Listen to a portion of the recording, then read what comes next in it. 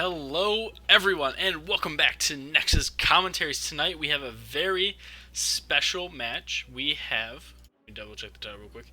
We have Roll1 Esports versus Phoenix Rising Onyx for the Division B West Playoff Round 1 match. Very exciting. So it is Seed 2 versus Seed 7. With Roll1 being Seed 7, Pro being Seed 2. These two teams have both been actually in the second half of the season, but both been doing really good. Obviously, Pro's been doing good all season. That's how you get rank 2 or Seed 2. But Roll1 had some roster. They didn't swap people, they just swapped roles around, and they just kind of showed up in the second half of the season, really. Started winning a lot of games. Unfortunately, no co-caster tonight. I had one lined up, and at the last second, he had a dip. No big deal. We're just going to solo cast it, which is always exciting. Honestly feel like I have a decent grasp of these two teams. Faced Pro in the season, and then also we scrimmed them recently. And then Roll1 is led by their leader, Rock Your World, who is probably my best HOTS friend who I've never actually played with. We talk a couple times a week about this and that. About HOTS and heroes and matchups and different things, and so I'm excited. My personal fantasy bracket for Division B West, when Division B as a whole actually has Roll1 actually winning the grand finals. So make it or break it, round 1. Let's go. So they are still loading into the lobby. Let me just type out some things, and I guess I can go over map stuff in a second. Alright, so Pro has the higher seed, so they get to just choose what they want, because that's how playoffs work. They opted for map pick. Then Pro banned out D-Shire and Braxis. And Roll1 banned out Volskaya and Spider Queen, so Tomb of the Spider Queen. First game is on Infernal Shrines, which was obviously selected by Pro, and Roll1 having first pick. So go ahead and minimize that, because that's not important for a little while now. Alright, so still working on getting people in, but this is exciting. Excited either way. This is going to be a very good, close match. What is this? Alright, that was something else entirely.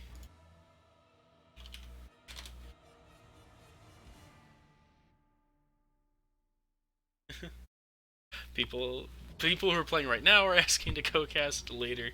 We'll try to remember. Alright, so let's just look at what some of these teams have been playing. Obviously, Roll1 has been running the ETC. It is probably Rock's best tank and priority tank. Can at times, and has often, just won the early game off of that alone. They're running quite a bit of Kael'thas as well. That's not important. And Thrall. I don't remember them playing Thrall recently. They have been, in the second half of the season, after moving players around, been running quite a bit of Mouth as well, and has been very impressive. Aniba has been doing very well on the Malfurion.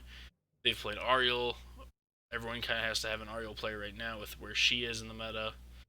But overall, they have a decent spread. Maybe not the widest hero pool for Division B right now, but they have a very centric draft where a lot of basically everything they pick can fit along with everything else.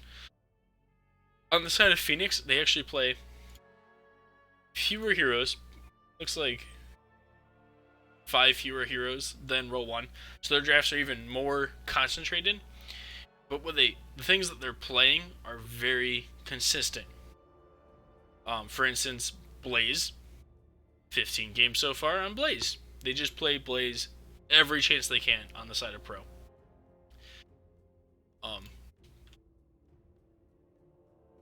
We also have Jaina, very consistent mage, has been around the meta, in and out, basically for all of HOT since she's been around. She's just existed as a viable pick. And then JOHANNA, they played 8 times, so just a little bit less than JW because JOHANNA gets banned, and also they banned. It's actually JOHANNA's one of their most picked and one of their most banned on the side of Pro. So, obviously they play the Ariel too. Their Ariel player is very good. I believe Sailor Twift is their solo laner, if I'm remembering correctly. Their roles that they're playing. Yes, Sailor Twift is their healer. He plays a very good Ariel. He will get the whip quest done very quickly, healing quite well. They also play a decent amount of Sylvanas, Lucio. So we are about to line up here to see what everyone decides to draft. It's exciting. Tell them I am ready. And once we have the confirmation from Roll1 that they are ready, then we will head into draft. Again, for those of you just tuning in right now, we are going to Infernal Shrines first. So, looks like we're gonna have a little bit of a delay. Still putting some kids down to sleep, not putting them down permanently, like you sometimes sadly have to do with an animal. Just putting them to bed. Don't worry. So there's that. So I guess we have a little more time. Infernal Shrines. Things that are good on it are things that can clear the objective. Things that can brawl around the objective, also very good. So something maybe like a Deathwing would be seen here. Obviously, you also have to worry about the Ariel, so those two picks are just kind of like everywhere right now. If teams prioritize it, there's still a couple teams that don't prioritize one or the other or both, but most teams are prioritizing both of those still.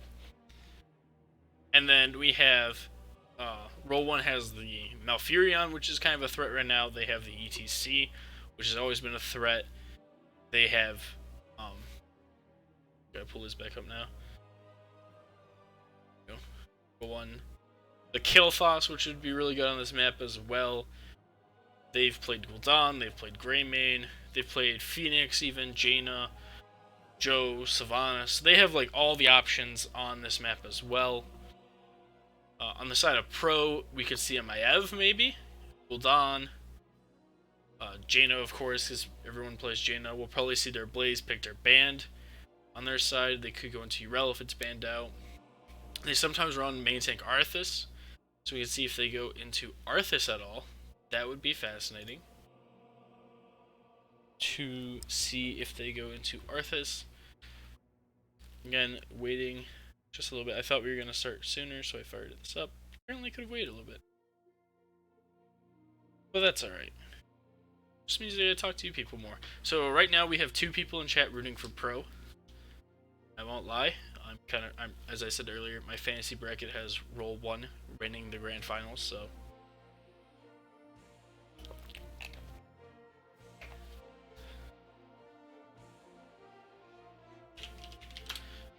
so I kind of need Roll1 to win this. But we're gonna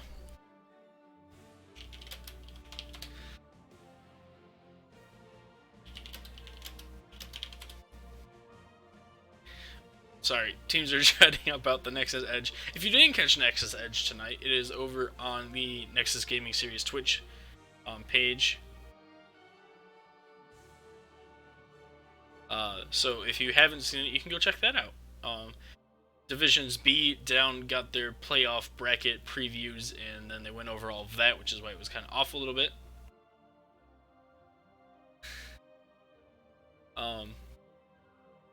So that's exciting. If you haven't seen that, you can go see that. There was also a big announcement. I'm not going to spoil it for those who haven't seen the Nexus Edge yet, and you want to go see Nexus Edge later after this game, or even before.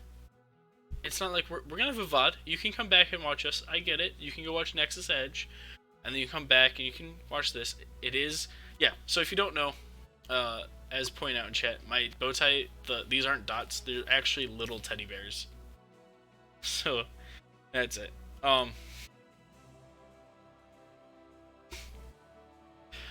So That's exciting. Anyways, yeah, if you haven't seen it, you can go see Nexus Edge. They did a really good job over there talking about playoffs for B, C, D.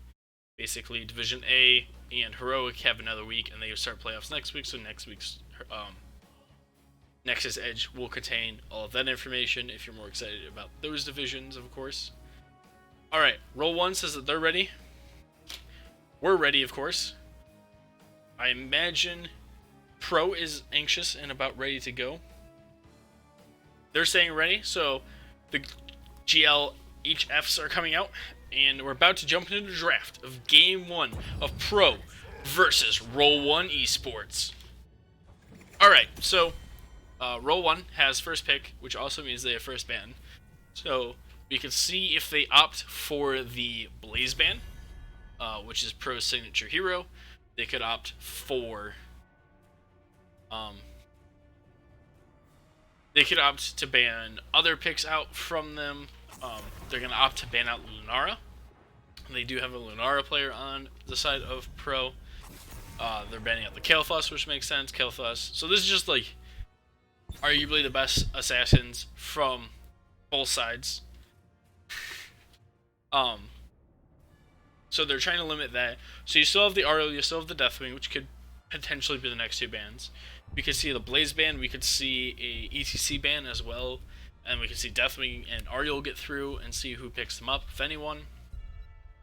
We have all kinds of things. It turns out Roll1 says no Chromie. We do not want to deal with Chromie tonight. We are not dealing with Chromie. Chromie can be very obnoxious on any map, especially maps that kind of go later. There's the Deathwing ban, which makes sense because Roll1 plays Deathwing.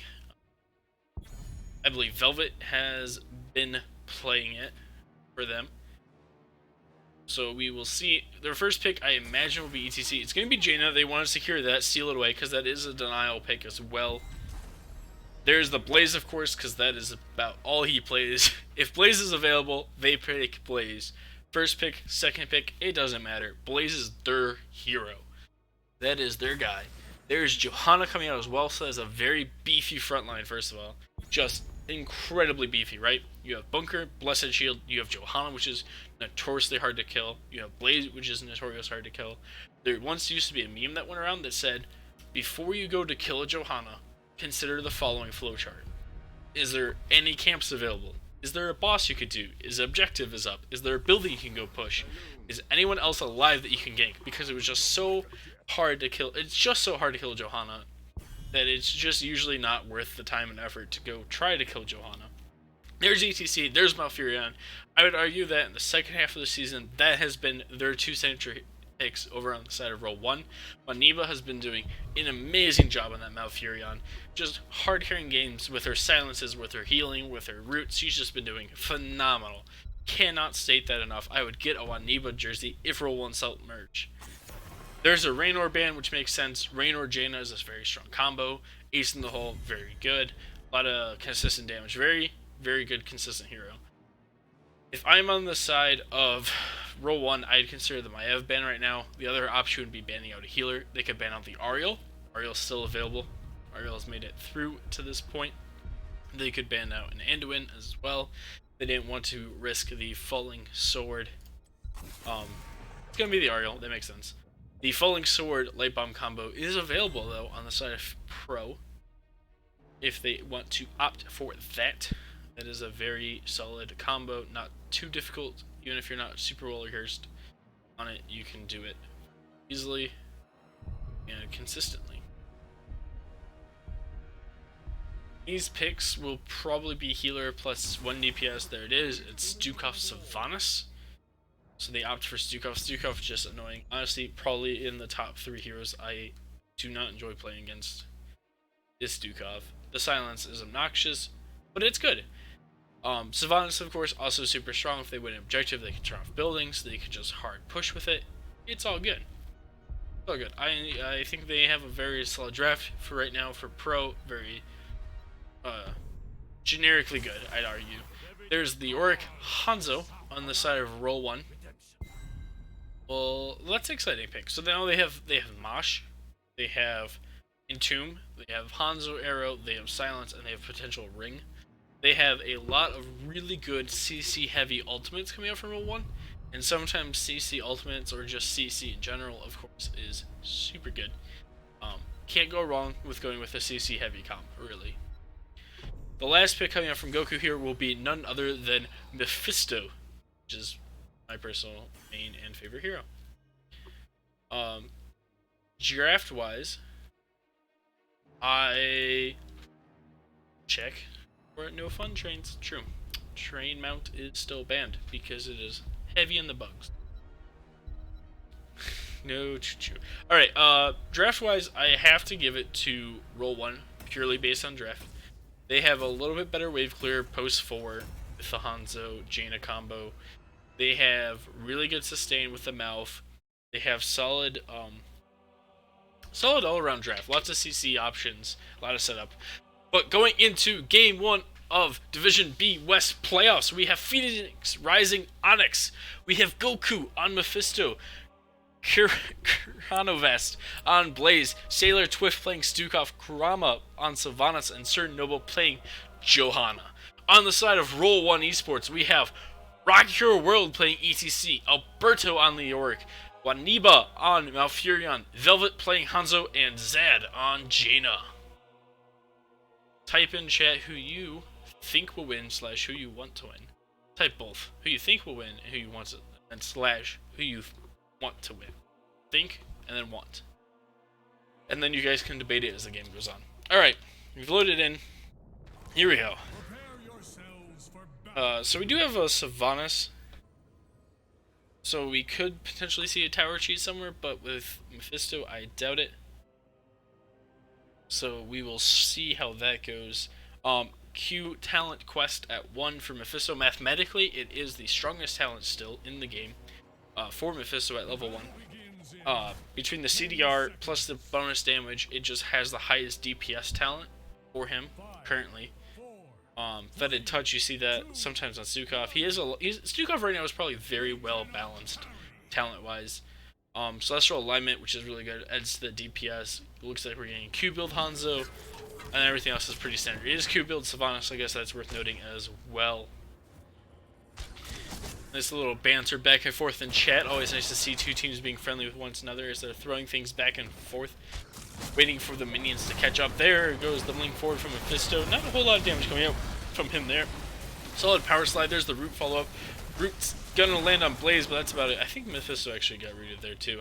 And now the teams are going to split off here. The Blaze and Bjork heading to the top lane, and the other 4v4 heading to the bot lane. ETC is getting kind of low. He's silenced right now. Does he have the power slide? He will, but it's not going to be enough to escape from the Sylvanas W.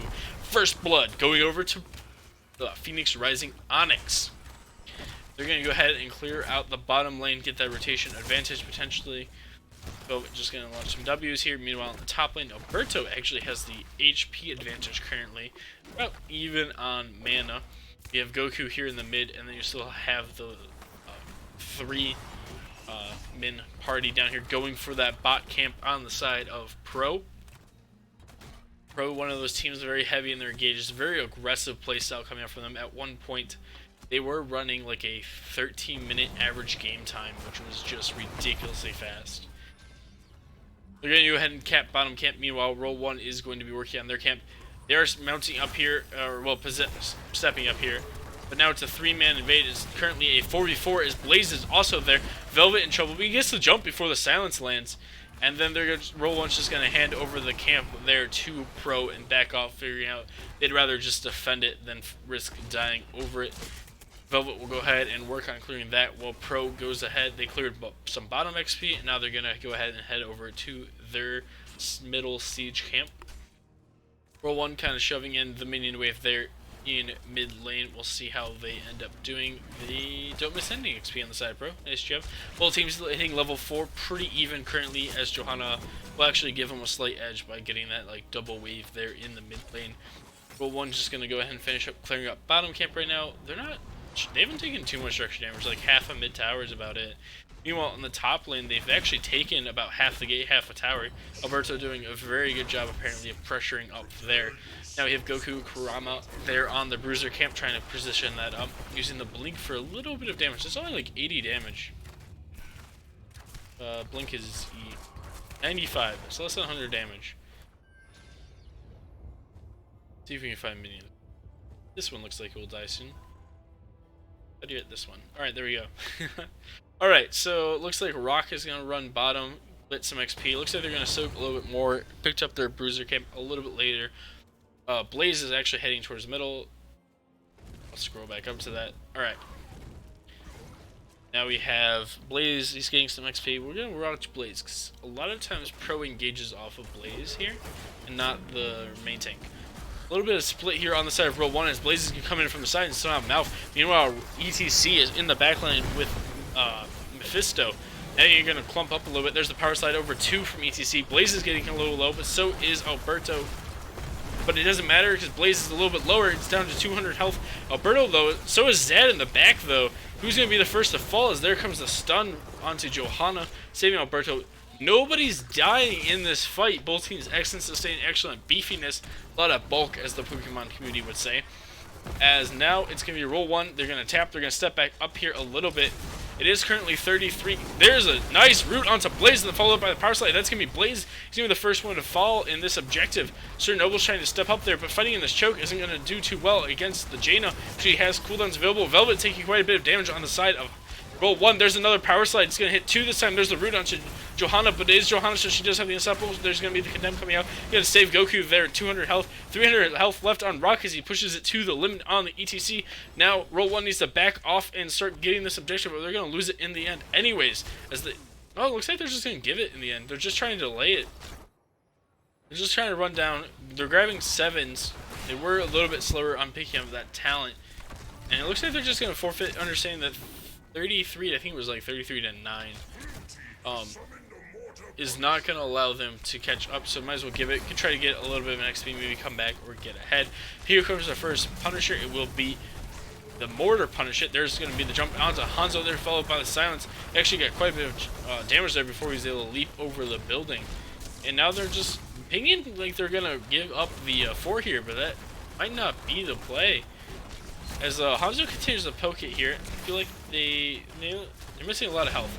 He's just starting to get a little bit healed now. Zad is going off to help get XP. Alberto is down here. I think he was double soaking. Blaze is down here defending the camp. Someone got that in time. Probably Zad. I think Zad got the camp. And then he backed and now he's going back out. Pro goes ahead and backs off from the top lane now. It falls at the keep wall. They were able to get a camp here. Zad's just going to have to hand this over as it's a 3-man invade coming out from Pro. Roll1, a little bit behind on the macro play right now, but XP-wise, they're only a half level down, and being down a fort, it's not as bad of a position as you could be in. Definitely anyone's game still. I would argue that Roll1 has the stronger ults, though it may not make that big of a difference as it's not like Pro's ults are that weak. There is Globe Quest finish for Blaze. He now has the 2-second unstoppable on his passive. See, he can use that now, so you could pop that plus charge to go in. They're using the Savannas here middle to try to push this down, using the Silence to zone out Mouth. There's a stun onto Blaze or onto ETC from the Blaze. Try to keep him from rotating in. There goes one tower. There goes the gate. We'll see how good Roll1 can defend. They're down 10s now on him. There goes the Blessed Shield. It missed, but the Mephisto still lands the root, and it's going to be Jaina. It's going to be the next person to drop on the side of Roll1. 2 kills to 1 right now, but the game kind of feeling like it's going over to Pro slowly but surely. It feels like Pro has at least the advantage for now. Obviously, once 10s are picked up on Roll1, there's always a chance. There's some more roots coming out there from Malfurion. There's the shove going to miss. Now you have 10s on the side of Roll1. And Tomb, Mosh Pit, they're going for Water Elemental. That's not bad. It's able to chase around the Mephisto a little bit. If he oversteps, you can place it on him. He goes back, and then it chases him down a little bit for you. Also applies it slow, making it harder for him to use the W. And of course, Dragon Arrow. We didn't really talk about Pro's ultis, but we'll go ahead and take a look at them now. We did see the Endurance of Hate come out. They have Bunker, which we saw. Shove, which missed. Wailing, which I don't... Wailing was used. I don't remember seeing it. Blessed Shield, which missed as well. Pretty sure. It looked like it missed. I saw it go out, and I think it just barely... Alright. Almost on the side of Roll1 with the cube talent. We have 21 out of 40 stacks on power for Mephisto. We do have Subdue now on the side of JOHANNA. We'll see if she is able to finish it at any point.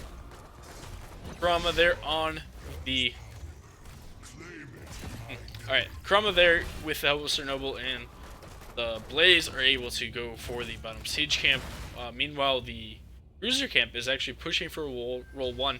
There's no wall here. This will take the fort if they're not careful. It looks like they're sending 2 up here on the side of Pro to deal with that, which would allow Roll1, if they want to play aggressively here, to get this going, set it up, and try to move in early and aggressively. They have the Mosh and the Tomb, which can punish a choke really well. There are 2 chokes options. They do have 2 ways of punishing it. They also have Dragon Arrow, they have Malfurion Silence, they have a lot of different options here. There's the Silence onto the Auric. No one's going to quite go down yet. There's the Blaze jump forward as well as his Unstoppable, which means the Mosh has 1 less interrupt for a little while here. It looks like they're trying to push forward on XP a little bit. They're going to finish the Glow Quest on Zed. Maybe that's what they're waiting for. They're actually going to go down now, trying to clean up this camp a little bit, giving over potentially another objective, playing really passive here on the side of Roll1, even though they don't... I just feel like they need to. Pro just seems like they don't know where they are, like they're trying to scout and clear the objective at the same time. Here comes the camp out now. It's 34 now to 16. There's the stun going out onto ETC from Blaze, which is going to zone him out in time, and there goes an Arcane Punisher. There's the Silence and Root on the ETC. He's just going to fall from all the CC. Pro is notorious for trying to end games on the second objective. This, they will probably push and try to go core with. That's why they're going for the sidewall first, so they can follow up on the jump. They're allowing the Punisher to work its way up slowly. Blaze is already positioning here to follow up. JOHANNA's already positioned here to go in as soon as someone steps forward, so it jumps him. They're waiting for ETC to come back. He's alive now. There's the wall. It still hasn't jumped yet. They need to be aware of that. Alright, they use the Auric Unstoppable. They do throw some cooldowns at it when he does. This is kind of Roll1's. They have 10 more seconds approximately. Their cooldown's going down on the jump. There's the shove onto Jaina. There goes the power slide forward. There goes the fort. There goes the jump onto Alberto again. There's a mosh pit onto 1. Is there going to be any follow-up? Instead, it's going to be Goku getting super low. There's the Silence coming out from Malfurion, only really hitting 1. But a lot of spread damage coming out right now from Pro. They're going to pick off HANZO. The rest of the team on the side of Roll1 is getting super low. They were able to step up a little bit here on the side of Roll1, and they got enough that it forces Pro to back off. So we will see what ends up happening next. Will they have to go up here. They have to defend this wall. Alberto probably has to go soak a little bit. They need to get 16. They're down a little bit. There's the power slide into JOHANNA, but she's JOHANNA and has a Unstoppable. There's Prime Rock. So they have a little bit of extra healing coming out there on the side of Roll1 now, if they're able to stay close to the ETC when he uses his E. Looks like both teams potentially gonna go for spot objective. Not a whole lot of ultis back up on Roll1. There's still 10 seconds on HANZO, which will give them 3. There's the power slide. It looks like they're gonna go for Sylvanas. There's the Root and Water Elemental onto Sailor Twift there, but the Silence is coming out as well. They can't quite finish him off. They're gonna go ahead and trade out 2 for 1. Can they get more on the side of Roll1? Now it is a 2 for 2 trade, 3 for 2 trade in favor of Pro currently. Can they finish off Rock on the side of Pro? Or will he get out? Alberto is actually still super healthy here in the backline. If he has an Unstoppable, he's going to go ahead and start Wraith walking away here. Mephisto is there waiting for him. He's still getting chunked a little bit. Rock's trying to come back down. Blaze stunned, missing just barely. Now they're able to tap up here on the side of Roll1. They are in a 2v3 situation. It is all 4 tanks are alive, plus Mephisto. This is one of the highest HP assassins, ranged assassins in the game. Melee assassins basically all beat him or tie him, but ranged assassin wise, HP is one of, if not the highest. Lower than Asmodan, so I guess he's not the highest.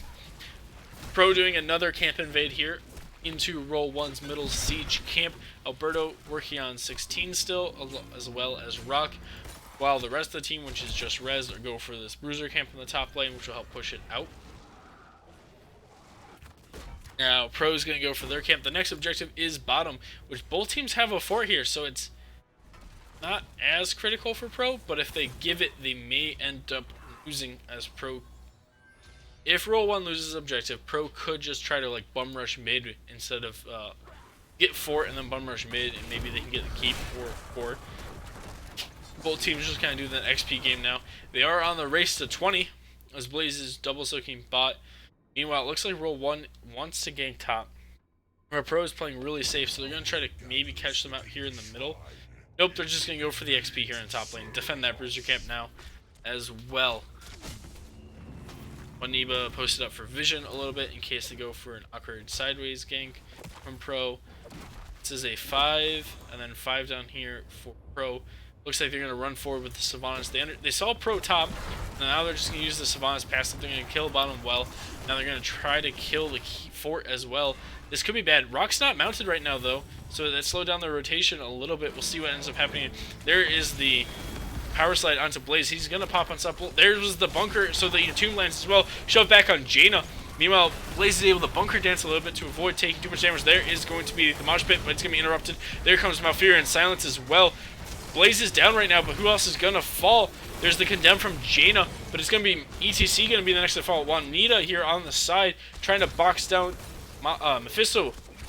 Goku will fall next. JOHANNA also fell meanwhile, but now it's HANZO falling. It's a 2 for 3 in favor of Roll1 right now, but Roll1 is really low. Do they have the sustain? Meanwhile, the two people left up on the side of Pro are actually really healthy. So they're just going to go for a camp here, wait for the rest of the team to come up. No one's really starting the objective yet. Roll1's going to go send some people mid, clean that up. They backed. I imagine at this point they will push forward for the objective. They will have ETC was the first to die, so it will be the first one back up. Pro starts the objective. It's really just Stukov slapping some monkeys around there. But now Sylvanas is going to get a couple. They need to step up here on the side of Roll1. Like, they can go in. They have numbers advantage. I guess Alberto was still back here. But now they're going to start on the objective. So it's 6-2. If Jaina starts using cooldowns, they could burn it a little bit faster here. If they just go on a cold, a blizzard, whatever. Now everyone's back up. It's just a matter of how long does it take for them to rotate in here. There's a root combo from Stukov onto the ETC, but the mouth root will deny Blaze from being able to rotate in. Now they're going to posture up in the 5v5 from both teams. There's the condemn coming out. There's the slide from Blaze going to go in on the Jaina. The ice block comes out from Zed, but Sir Noble is getting a little bit low. He's going to jump into the bunker. It's going to be Jaina the first to fall. There's the silence from Malfurion. JOHANNA is going to fall, but so did ETC. Juanita is getting a little low here. Chrono advance there on the Blaze is also kind of low to the Yorick. There's the Entomb. Trying to finish off the Blaze here. Blaze is going to go down, but now there's the silence onto the Yorick as he's going to actually finish off Mephisto with the aid of Jaina. Alberto's just saying, I'm a Leoric. It doesn't matter if I die, so he's just fighting to the death, allowing the rest of his team to try to pick off the rest here. Now, Roll1 needs to finish this objective. They do have a Kata on core. One Kata still procced on minions, I believe. Yeah. So now they have triple Kata on core as well as the siege camp. Hanzo's going back to clear that. Red team will be A-okay. They're going to lose a little bit of percentage, but not that much. 20 is now picked up on the side of Pro. They are going to go ahead and jump. That is frozen, so one basically has the Sylvanas right now. Boom, turns off the building. But Sylvanas and Stukov are going to burn this. It actually isn't even going to be a fort, I don't think. You can get like nothing out of this on the side of Roll1 besides Pro didn't get it. Will they get well? Let's see if they get well. They might get well. They get well. They win an objective and they get a well. And the gate. I think the gate was still up. Roll1 instead opting to go for top bruiser camp. Now that they're all back alive. And looking for the 20s. That's really what they're looking for here. Actually, Lyrica already finished his Mithril Mace there. So his auto attack speed is like double now. To 30, so it's a 50% total increase. He's basically a perma-stim droned Leoric. Pro just going to go ahead and invade siege camp again because they are up 20s. There was the root from Mouth though. Try to slow it down a little bit. She'll go ahead and heal up that little bit of damage that Mephisto put on her. Turns of Hate having Unspeakable Horror is a huge upgrade. It is 5 seconds of total CC, a 2-second root followed by 3-second silence, which is devastating if you can land it. Silence and Tomb, though, also a huge, huge upgrade. Deathmosh on the ETC, he has been dying these fights, that makes sense. Furion with Life Bloom has a little bit of extra burst healing. Bullseye coming out from Hanzo means they have another form of CC available, and of course, Wintermute coming out from Jaina, which is just a really strong upgrade. Arguably one of the best 20s in the game. Fortified Bunkers, so now you have oil drops as well.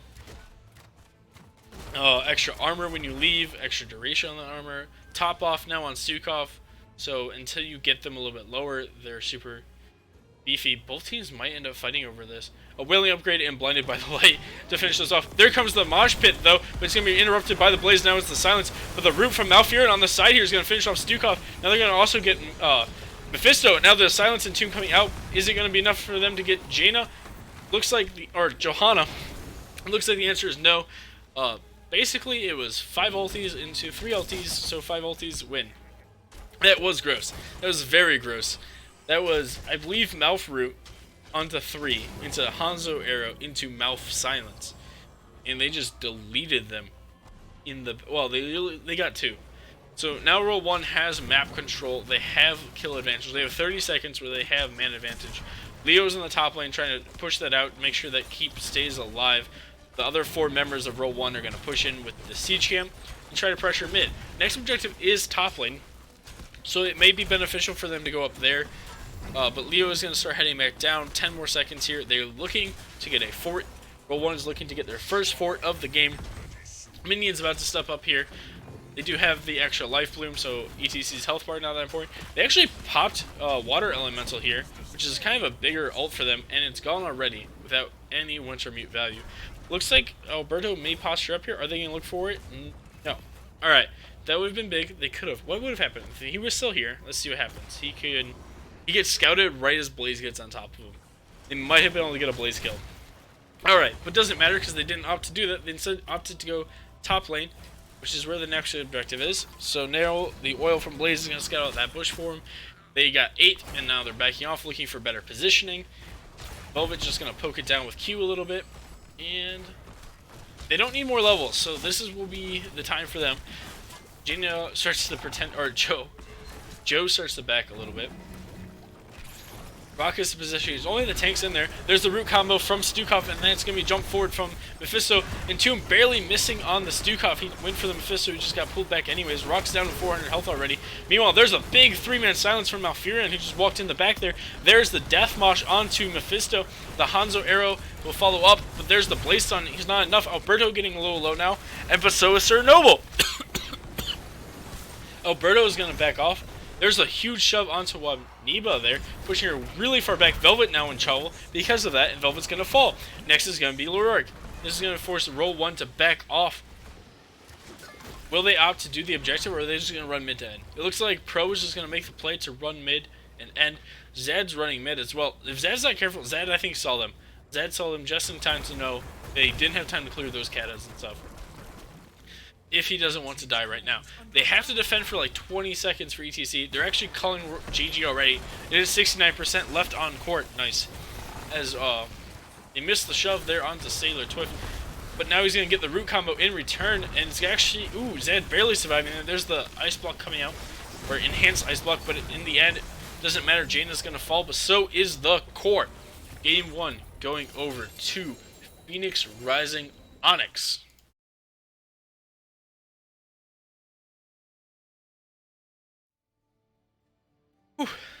16 kills to 12. Very close game. Building wise, not as close, but kill wise, very close. Get a drink here. Rama with Sylvanas topping damage stats. Followed by Jaina Hanzo.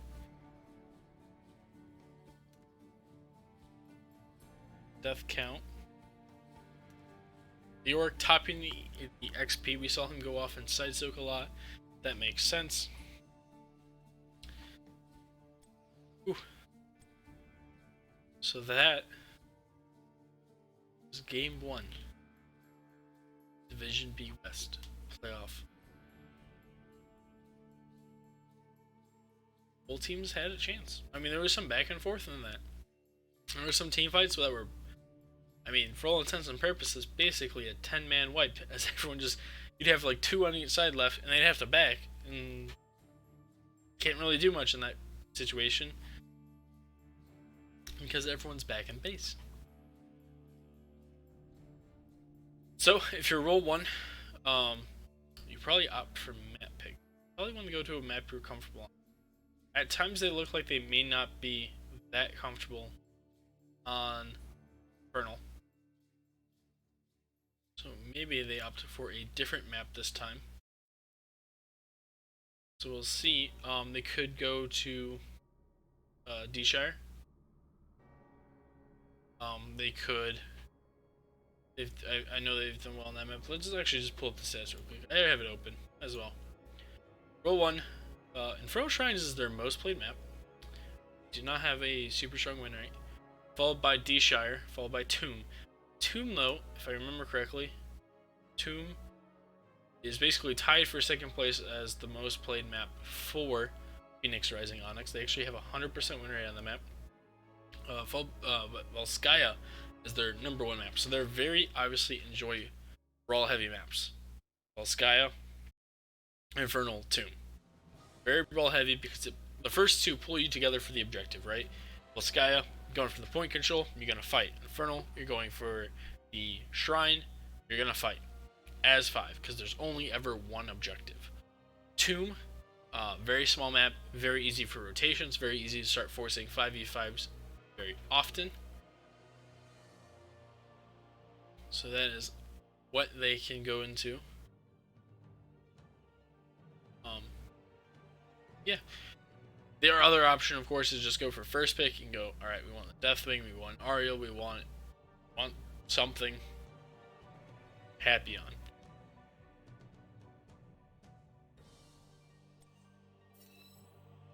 Alright, getting invited.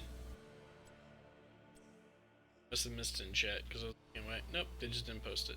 Alright, we're going to Towers of Doom, and it looks like Roll 1 opted for first pick.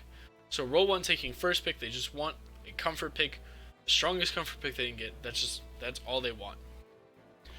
And then Pro saying, let's go to Towers of Doom. What was the map aims from Roll 1 again? Roll 1 banned out Volskaya and Spider. Then we went to Infernal. So we already went to the top 3 map, where basically the top 3 maps for Pro are already gone.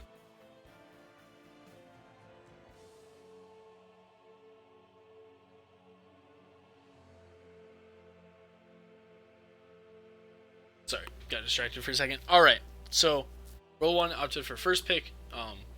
Pro chose Towers of Doom. Towers of Doom is a map that can force you to go late. Basically, you will either lose at like 13, 15, somewhere in that range. If you get 36th, or if it's more than 30, you'll lose at like 13 to 15.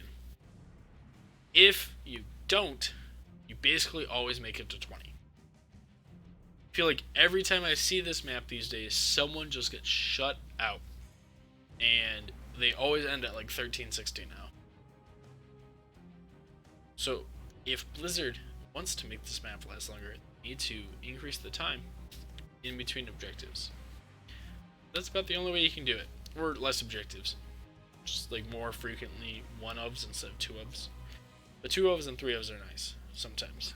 That's why Warhead Junction is a really good map. It's a good map. It's probably the best map.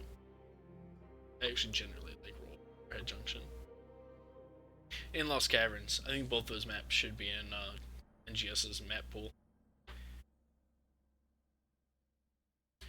I'll just let them know I'm ready, in case I missed that. I'm ready. Pro's ready. Roll 1's ready. So, instead of me sitting here pretending to know what I'm talking about, let's just see what the teams want. Let's just see what they want to draft. So we're heading into Game 2 of Phoenix Rising Onyx versus Roll1 Esports, Division B West Playoff, Round 1. Currently, Pro is up 1-0, and Roll1 getting first pick. They're going to ban out Lunara. And then we're going to see the ETC ban. ETC is kind of like Rock signature hero, so no surprise there. The next ban could be Chromie again. So Chromie being picked up here. Goku just really wanted to play Chromie.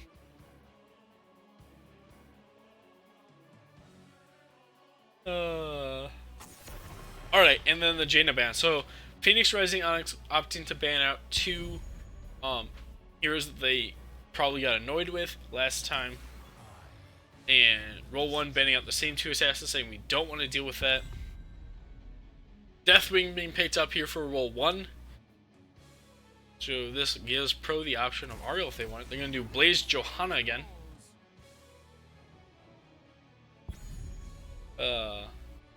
Chat here. We'll open that up so everyone can read it. If you can read it. If you can read it. We're close. So now Roll1 has the option to pick up some more things.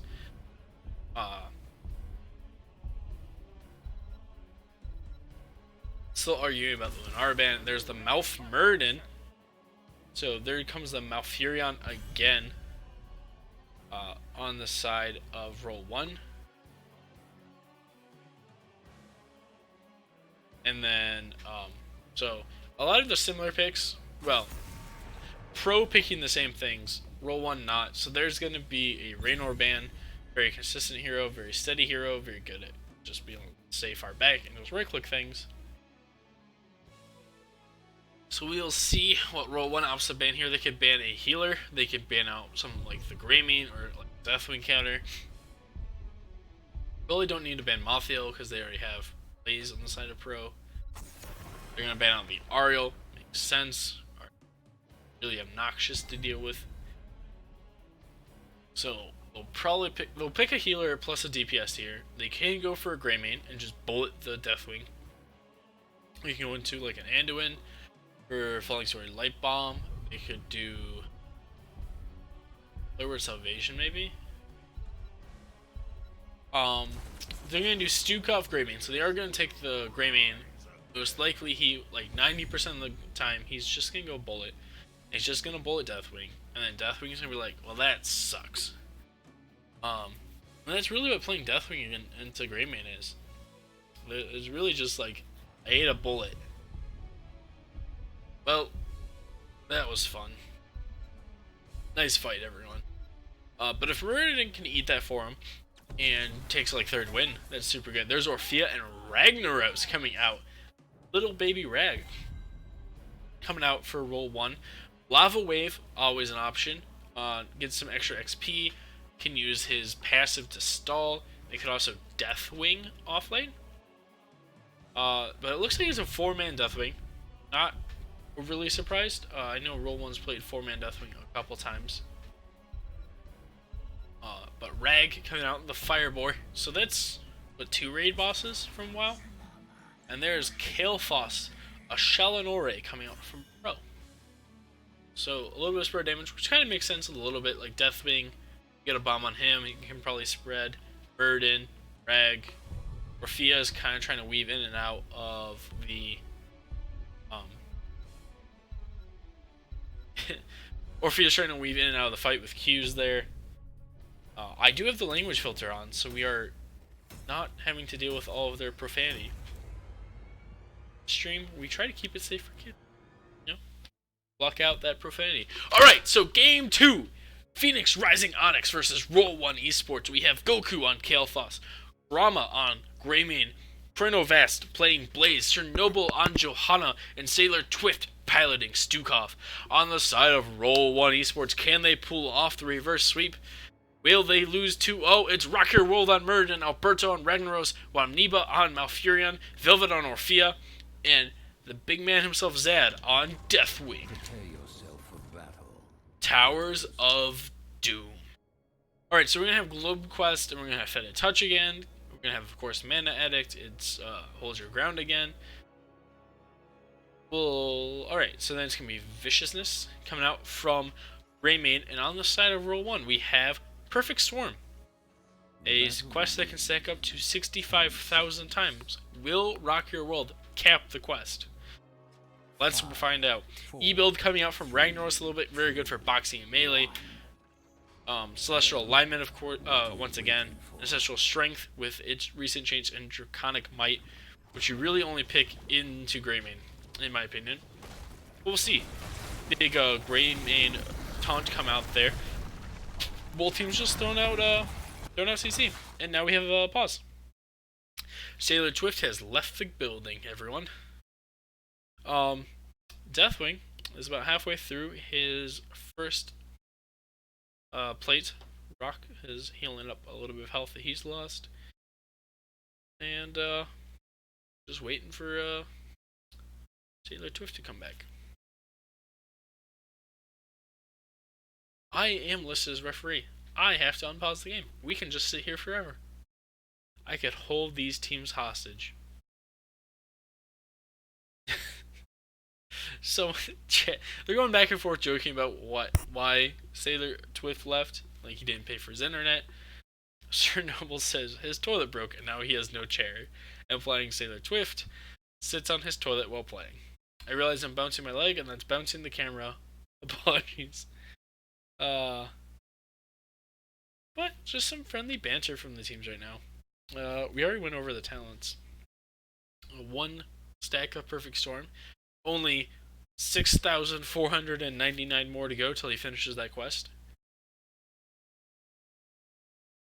Velvet saying he's a little sick, but he's not dead, so he's alright. Alright, that's the right attitude. They are ready. I have to unpause, I don't think they realize that. Alright, let's go ahead and actually show the game. And I hit a button there. And pause break. Alright, so back to this, and then zoom out again. As the teams are trading again, Stukov has confirmed rejoin the game. Alright. We have Goku down here, he's trying to get ahead, trying to pick up those globes. Rock's getting that bush. It's just doing nice safe rotations. Dead rotating down here on the Deathwing. There's a little XP globe there. This is Pro's XP globe. It's gone. 1 XP missed on the side of Pro that we have seen. Stun coming out from Deathwing is going to land onto the JOHANNA. She's just going to weigh. No dismounts from the Fire Breath. I don't know what his abilities are called. He is in mage, quote-unquote mage form right now. Which I believe is World Breaker. So he has the pool and the stun. There's the pool. We already saw the stun. There's 2 more XP on the side of Pro. Guys, here's going to come in a camp invade though from Pro. Here comes the stun. Big 3-man stun coming out from Deathwing. Now he's just going to do another Q there. There's a stun and gravity lapse onto Murden, though he's going to use the RAGNAROS E to jump away. Deathwing getting a little bit low here. There's his last plate going down. Well, the last plate before he dies going down. Rock is also in trouble here. Sailor Twift is just going to beat him down. Meanwhile, Alberto there on the Rag is trying to chase down Kael'thas. Brahma's there a little low now, but it's going to be Chronovast there on the Blaze that's going to secure the camp. But Greymane is going to be first blood of the game, quickly followed by RAGNAROS. Now there's a route onto Stukov. Rock's coming back in with that Murden passive. He's looking for the Goku here. Can they get it? 92 health, and he will fall. Here comes the chop missing from Velvet. They're going to miss everything out, and this is going to be a disengage. 2 for 1 in favor of Roll1 Esports. 2 minutes in the game. The camp did go to the side of Phoenix Rising, though. Level 4 now for Roll1, as they're going to quit a little bit of an XP advantage off that fight. And it looks like we're going to get Q-build Deathwing. Not very common, but do they have enough CC to set it up? We'll find out. Poor shot for not juking away. Alright, so looks like we're going to go into Q-build now on the side. There's a nice body block from Murden. We'll go ahead and watch that a little bit. There's a route onto the Greymane. They're going to chunk him down a little bit and then back off. A little bit of puddle there. Get some poke damage on the tower. First objective is going to spawn Blazes in the position here to grab his team's top one. We'll see if they trade out anywhere. Zed has Living Bomb on him. He's going to move away a little bit from Rock. Rock's just standing in the middle of the enemy team. There's a Gravity Lapse onto him, but no follow-up there. There is a Silence, but it is on Deathwing, so it doesn't mean anything. There's some stuns coming out from both teams. There we go. The trade in the top lane. Now they're both going to rotate down here. Living Bomb onto Rock, but he's not going to be able to pass it around because he's not too close to anyone. Both teams just kind of throwing abilities right now, not seeing what sticks. There's a stun combo of 2 stuns onto JOHANNA. There's going to come the Q from Deathwing. That is what he's specking into. There's a nice big silence or root from Malfurion. Rag is going to try to channel here in the back. Can they get in position here on the side of Pro to interrupt? They cannot, so that objective will go over to Roll1. Not only are they up in kills, they are now up in objective, 32-36. Still anyone's game by a long shot. This game looks like we're in for the long haul of a Towers of Doom game. Sir Noble here in the 2v1 in the mid lane. He's just going to work on clearing that out. Neba stepping up. Grab that XP. Here's Pro going to go ahead and do their own siege camp this time around. Gravity Lapse to check the bush real quick. Deathwing is in the air. Somewhere. Looks like he's waiting right now. He's going to get Skyfall. Blistering attack, give him the axe. That's a nice auto attack boost there. Convection coming out as well, or Conviction coming out from JOHANNA. No Convection. We got Mana Addict instead. Wild Growth. Quicksilver Bullets, a little extra auto attack range. Grimmy can play a little bit safer.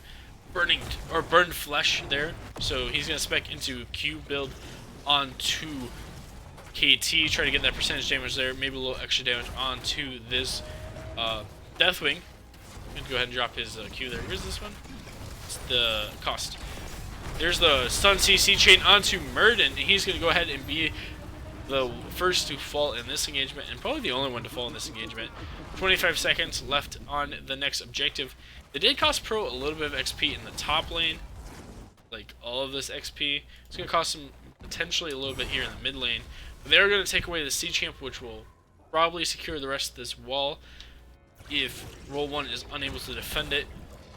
Deathwing could go up and try to stall a little bit with Skyfall. We'll see what they end up opting to do here. Here comes his Q, but not really landing on anyone. 2 people channeling Goku. Looks like going to be their person to channel here on the side of Pro. And that's the objective. That was that whole objective. Now they're going to fight. Objective gone, time to fight.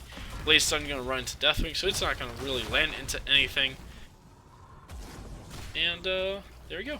That was that whole objective. Blaze is already rotating out. We are on the race to 10 here in Pro versus Roll1. Roll1 having a slight edge, but really not much of any edge at all. This could be an engagement coming out from Pro soon. There's the silence coming out from Stukov. Stun from Deathwing will hit, but it's going to be the Gravity Lapse onto Velvet. He's going to end up being killed there, but 2-man root coming out from Neba. Trying to save, but not in time. Blaze already finished his Globe Quest. He's been doing really well with that. He did well with that in the first game, too.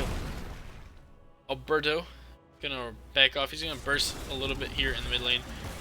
Looks like Sailor Twift is trying to line up the root combos, but they're not 16 just yet. Gonna lose quite a bit of his health for it.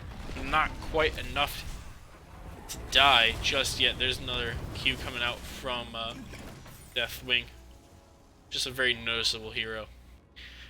The camp is back up on the side of Pro, and I imagine they'll go for it as they're going to be the first to 10, but not really by that large of a margin. There's going to be the stun eaten, but there's going to be the Malfruits, but he's going to pop Bunker. Will he be able to get out? He will, even though he's going to get chipped by the Deathwing. There's the mini taunt. Now we have 10s picked up here on the side of Roll1. We're going to have the Burn Beneath My Shadow as the teams decide to fight. There's some damage going out there. We have the Skyfall prepping Deathwing to fall quicker. It is Lava Wave. It's going to come down the bot lane here to try to help clear out the camp, as well as giving them lane priority for this objective. Rock is positioned here in the bot. He's going to scout out the Sir Noble JOHANNA. Rag is the only person here in mid lane currently contesting for his team. Will Deathwing... Oh, there's the bullet coming out from Greymane, though, and Deathwing just already has to back off. There's the root. They go ahead and trade out the objective. 28-28 now in Game 2 of Phoenix Rising Onyx versus Roll1 Esports. Yeah. We still have quite a few ults on both teams left available. Here's the Q from Deathwing. It's actually a huge combination there onto Orphea, who's going to end up being the first to fall. There's the Mouth Silence onto Blaze. Now the Deathwing trying to look for damage here, not quite able to get into anyone. Alberto kind of low, rotating back through. There's the Bunker from Blaze once again. Zad's going to try to rotate away from this Greymane, who might just be enough to pick him off in time. He doesn't have the Q anymore. He escapes with probably less than 100 health, honestly, is what that worked out to. Now we have Murden down here at 200 health, but Deathwing's going to be able to finish him off with Skyfall. Can they pick off the Murden in return? They will. So that is a trade out of Murden for Blaze. 5 kills to 3 now. Favor of Pro. The camp is up on the side of Roll1. Deathwing still in the air currently. They're getting rid of the... Where's where Mini is about to... There we go. Alright. Deathwing still in the air. No vision on this camp from Roll1. So it looks like that's just a free camp invade on the side of Pro. They've been very aggressive with their invades the whole series so far. There goes the camp. Rock's going to realize what's going on just in time to maybe not die. There's the silence coming out. There's a bullet onto him as Deathwing lands on the team. There's Orphea ulti coming out. It's going to land onto KT. There's the stun from Deathwing as well, but they're just not enough coming out. There's going to be another lava wave in the bot lane from RAGNAROS, and they're just going to hand this objective over, and the objective will now be in favor of Pro. But 13 is now picked up on the side of Roll1. 13 is probably one of the weaker talent tiers for most heroes. Very few heroes that have a significant power buff in it. Cost reduction. Damage over 75. So now we have the cost reduction. Bronze Beard Rage has kind of become a lot of people's go-to since the buff where it heals you for the damage dealt. Wouldn't mind seeing Deathwing swap forms a little bit, especially if he's going to play aggressively enough to just drop into the middle of the enemy team. There's the bullet onto Rock. He tries to leap away, but barely getting around the corner in time. Does he have enough to get out? Meanwhile, Sailor Twift is going to just swipe around. There's an avatar out from Murden to ensure that he lives. Now they kind of have to look for the fight here on the side of Roll1 while that's going. There's the jump forward. There's the RAGNAROS as well. He's going to go up into the form. There's the ulti from Orphea, but not going to quite land on anyone. Malphite's silence is going to get interrupted. Instead, she's going to go ahead and fall down there on the side of Malfurion. There's the 2 plates down for Blaze there, or Deathwing, as now they're pushing forward. Kurama's getting super low there. It's going to end up falling. You still have the RAGNAROS up. Meanwhile, JOHANNA is actually really low here. Orphea is trying to keep on top of her. Going to miss her next Q though, so she's done being mobile. There's the E from Rag onto Murden, and they're actually going to pick off the Stukov there in the end. Spread a little bit of living bomb, but not enough for anyone to fall down. 2 for 1 in favor of Roll1 Esports. Right now, the next objective is going to be the triple altar phase, which I believe is the 5th altar phase of the game. It looks like we're going to have 2 on the side of Pro top. Alberto's going to channel his. If he went here, he may have had a chance. He might still have a chance. Will Blaze get it in time? Blaze will be able to interrupt in time. Deathwing's going to take to the sky. Deathwing can now interrupt for approximately, I think it's like, well, he drops 2, right? Well, no, 1 meteor was Alberto's, I believe. Everyone's just dropping meteors. Not only do we have 2 raid bosses, we have 2 raid bosses that drop meteors from the sky on the side of Roll1. Lava Wave going out, so they're going to inch out some XP. Is it going to be enough to get to level 15? It will be enough to get to level 15. They do have a slight percentage advantage now, basically. But same talent tier, so it's not really that important. Both teams are going to stall this out. How much? Rag's passive is still down. Deathwing now has his ult. He's going to go ahead and drop. There comes the bunker. There goes Bullet onto Deathwing as well. There goes his next one. Sir Noble there in the backline on Roll1. Rock Your World's trying to get out the back wing. But there's going to be KT. He's going to go down. Orphea ulti going to land and then followed by the Malfurion silence. And this is quite the combo coming out from Roll1. 3 kills for 0 in favor of Roll1. Very close game. They're going to not only get the ulti, they're going to go ahead and start in on the boss. Both the bottom siege camps are also available here. It's not like the boss burn is super fast on the side of Roll1, but it's not like it's super slow either, as they already almost killed it. Here it comes. It's coming. Don't worry. Alright, there it goes. Another additional 4 shots, so they're going to go ahead and retake the lead on the objective here of Roll1. Now we have 16 talent tier advantage for Roll1. They could look to invade with that talent tier advantage that they now have. Deathwing is in the sky once again. Deathwing's been able to hold off in the sky till Bullet goes on a Murden and then drop to ensure that he is safe. He's going to go ahead and drop early this time to help secure the camp as well as zone out. He is Most likely in the world. He is in World Breaker form, once again confirmed.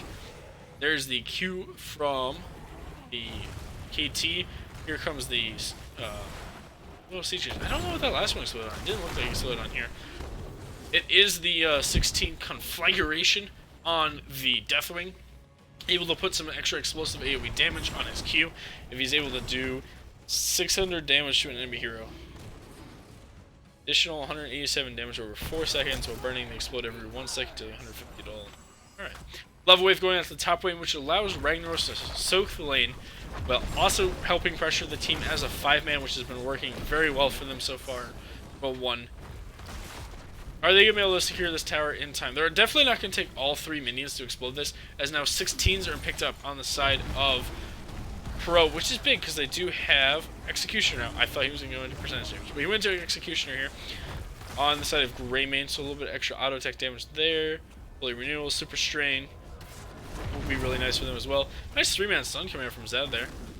But he does lose a plate in return from the Living Bomb. Murden's gonna, or Blaze is going to get stunned by the Murden. 23 out of 65,000 stacks currently for Murden.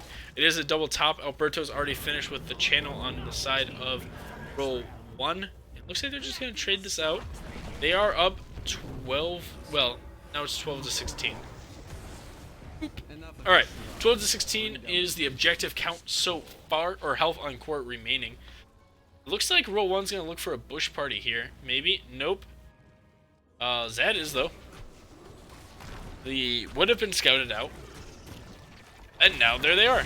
Here's the Deathwing. There's the bullet onto Deathwing, though, as he is taking quite a bit of damage there. From the grenade, Bunker comes out as well. There's this last plate. He's going to try to Cataclysm away, but right into the arms of Sailor Twift. He's going to slap him down with the Stukov.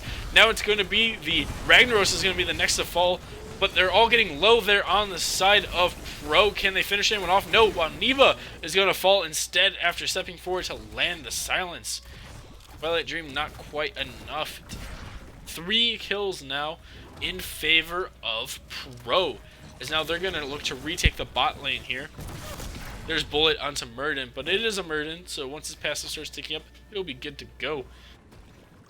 In a second, there's the Gravity Lapse. It's not quite long enough to reach. Leaving Bomb comes out, which is going to slow down when his passive is going to start taking his health back up. Velvet might be in a little bit of trouble if he's not careful, but it's going to be a dive onto Rock, who's just going to leap away. Dwarf Toss coming in clutch for him. Now the bottom L tower is going to go in favor of Pro, right as the objective spawns double. So it's bottom and mid. It's going to be tough for Roll1 as they're going to be unable to take this back in time. Don't have a whole lot of auto attack damage, which is going to make it hard for Alberto if he wants to use his passive there of whatever it's called. I'm drawing a blank now. I know the 20's heroic difficulty, but anyways, this Roll1 looks like they're just going to contest middle, and they're also going to get the camp if they can. Looks like they're just going to have Rock stall that out. Zed's going to zone with him a little bit. Zed looking to channel. Here comes the stun. Combination's going to hit 2 there for Roll1. There's bullet onto the Deathwing. Waniba here on the side, though. There's a silence onto Roll1's Rock Your World from the Stukov. There comes the Cataclysm forward. Orphea's ulti not quite going to land. But Zed's in a little bit of trouble. He's pretty deep. He's going to end up falling down. But so is KT. JOHANNA is also fallen. Roll1's pressing forward here with their advantage. They do have man advantage. Velvet is going to go ahead and finish off Stukov. Now Alberto's going to go ahead and start channeling objective. It is only 3 shots, but it does bring the objective within 1. Now they're going to be able to go bot lane. They're going to be able to retake this tower here. Lava Wave up in 90 more seconds. And then they can look for 20s. Roll1 will probably get 21st. If they can use that 20 advantage to take bottom bell tower, they very well could still win this game. This is still anyone's game by a mile. Let's see, they're going to go ahead and press forward here. Deathwing is still dead for 14 more seconds. And they're going to go ahead and secure bottom bell tower in favor of Roll1. Next objective is solo this one. Double lava wave now for Roll1, as that's kind of important. Whereas, meanwhile, Kurama and Renovast, aka Mr. Blaze himself, in the top lane, going to take that camp. It is going to be the Cataclysm upgrade, which makes sense. He's actually been doing a very good job of landing Cataclysm and being aggressive with it. Probably needs to wait for Bullet to come out. Then Rock's just saying, hey, let's just rush the boss. Let's do it. We have 20 advantage. It's ours. Deathwing's going to go ahead and drop down on top of it. And they're this is going to be 4 more shots over to Roll1. They're going to trade bottom. Bell Tower is going to go back over to Pro, but they got 4 shots for it, which is actually going to give them up 5-3. So if they can take a Bell Tower in the next 23 seconds, then Roll1 can win with 1 Bell Tower. And basically, unless they get 6 capped, Pro can't win with 1 Bell Tower. Then it looks like instead they're just going to start fighting for the objective 12 seconds before it spawns. There comes the bullet onto Velvet, though. Velvet's going to go ahead and fall, and Malfurion is also getting low. Here comes the Lava Wave into the lane just to secure that. It's going to be a big Q, though, coming out from Deathwing. Going to start all of the enemy team exploding. Goku's channeling the objective. Will Rock be able to get in time to interrupt? He will. There's a nice Q from him. There's another interrupt coming out. Deathwing is trying to get his Q down. JOHANNA and Stukov are on one side. Rock's going to have to Dwarf Toss away from this Greymane. Sir Noble is still keeping Alberto from coming in. And now, do they have an interrupt? Not in time are they able to get the puddle down from Deathwing. So that objective will go over. It's a 5 versus 4 now in favor of Pro by 1 as they're taking bottom camp. Next objective will take the game, and it will be a multi-spawn. It will have 2 altars guaranteed, just as a solo one. So this could just come down to who can channel faster. But that's conditional on Roll1 getting a building. Actually, it just comes down to who has the right amount of buildings and can they also channel. Alberto is going to go ahead and go up into this here. Does not have heroic difficulty, but it will let them clear this camp in time, allowing them to keep control of the bottom bell tower on their side. I do not remember the names. This is one's Raven. Nope, maybe not. Oh, I think they used to have names, or they were different. Anyways, we have another camp here picked up on the side of Pro as both teams are positioning bot. We have Lava Wave coming up, so that's just gonna rip bot lane right now, right? Is he going to rip it? He is Lava Wave. There we go. Alright, Lava Wave, the ulti you just kind of want to use on cooldown. You're going to go ahead and kill all the minions, and that's just going to leave just the camp. So Pro's going to look to back off. Never mind, they're going to go turn around, drive back in. They're going to drive onto Rock, but not quite good enough. Rag is going to be able to eat him out. Here comes a living bomb spread, though, in the back. Rock's going to eat the bullet. Then that's going to let Deathwing Cataclysm forward. Now he's going to look for the stun. He's got a big 4-man stun, but the rest of his team is going to be zoned out by Stukov, beating him back. Can Zed turn around in time? They're also Goku's getting low now. Rock's on top of him. There's the blind coming out from JOHANNA. There's a gravity lapse onto him as well. There's a puddle coming out as Rock's going to jump out again. Orphea ulti's going to land onto 2. Meanwhile, it's going to be the Deathwing going to set them on fire. Orphea is trying to dance around with the JOHANNA, and this altar is going to spawn. They need to take a building if Roll1 wants to win off of this. Otherwise, it's going to be a 1 versus 4 HP on Towers of Tomb. And that's what we're going to have. 4v1. That's the health. This game is super close. Can Roll1 bring it back to make it a 2-1 series guaranteed? Or will Phoenix Rising be able to secure the next altar phase? I thought that was going to be a guaranteed double though, but apparently it wasn't. Apparently we only have 1. Alright, so Deathwing is in the sky. He's going to start using Skyfall for dismounts and to try to drop faster. Goku's positioning up here. So like they're looking for a potential flank. Blaze is still down for 20 seconds. Lava Wave is going to go mid, making sure that they keep control over that. It actually missed a minion. But Tower is able to defend itself a little bit. Rock stepping forward here. They're using the E. They're trying to play very aggressively here in the bot lane. They're trying to secure this bell tower. Next objective will actually be double top lane. In a 5v4 situation, it could come down to who channels faster, which is what I was trying to say next time. There's a root, though, onto Murden, and Murden or Orphea are getting low, but it's going to be KT going to be the first to fall. Murden's going to start healing himself up with this level 16. As here comes the Cataclysm forward now from Deathwing. It's going to slow down Sir Noble there, who's going to get kind of low there on JOHANNA. 700 health left on him. But a big silence to Sailor Swift as well. Sailor Swift is going to drop his silence, but is it going to be enough? No, it's not. But now the building's going to hit Deathwing a little bit. They're focusing down the building on the side of Deathwing. Well, on the side of Deathwing. On the side of Roll1. And now the objective spawns. This actually, taking that building means that Phoenix Rising has to channel both to win, while Roll1 only has to channel 1 still. They're also going to drop this camp. This camp means that they have to defend both altars and that camp at the same time on the side of Pro. Deathwing is going to go ahead and land early, in fact, on the top lane. Not going to try to use Skyfall to interrupt there.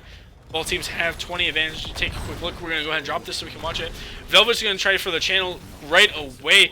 Blaze is going to get picked off, so the Swift calling the GG.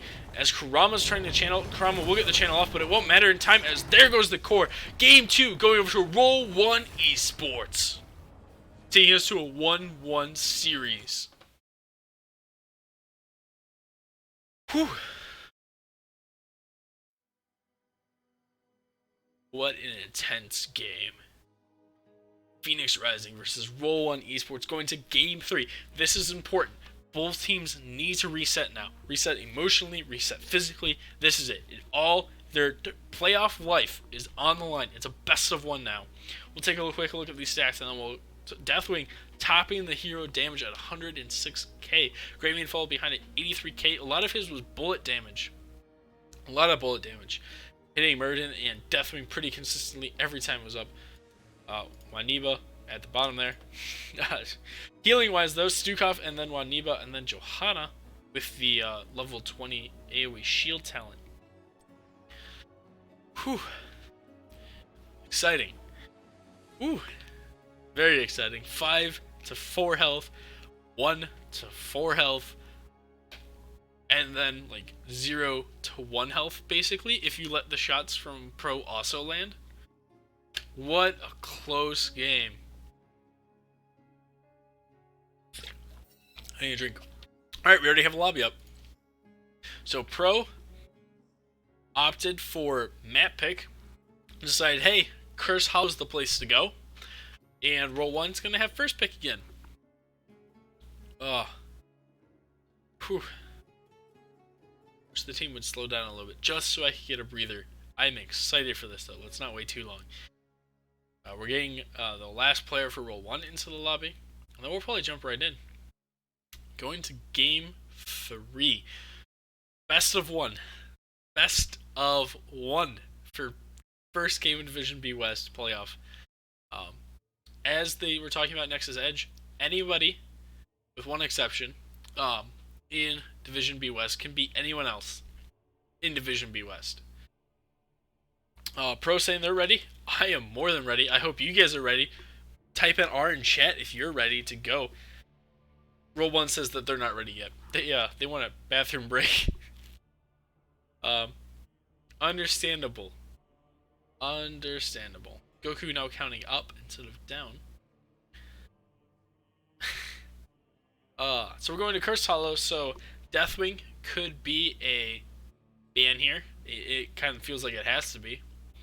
I imagine Roll1 will stick with some of their bans, probably ban out the Ara and Chromie again. Both those heroes can be kind of obnoxious to deal with. Both of them skill very well.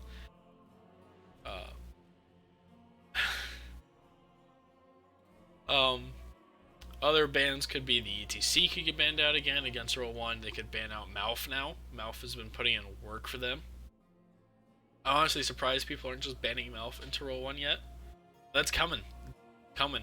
Aniva better have something else ready. I imagine Deathwing gets banned though.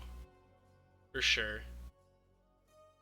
Third ban from Pro has been Raynor, so unless Roll1 decides to pick it early, Pro will probably ban out Raynor again. Dahaka is a good pick here.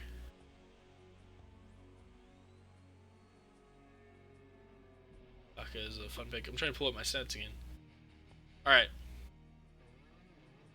Roll1. No Dahaka.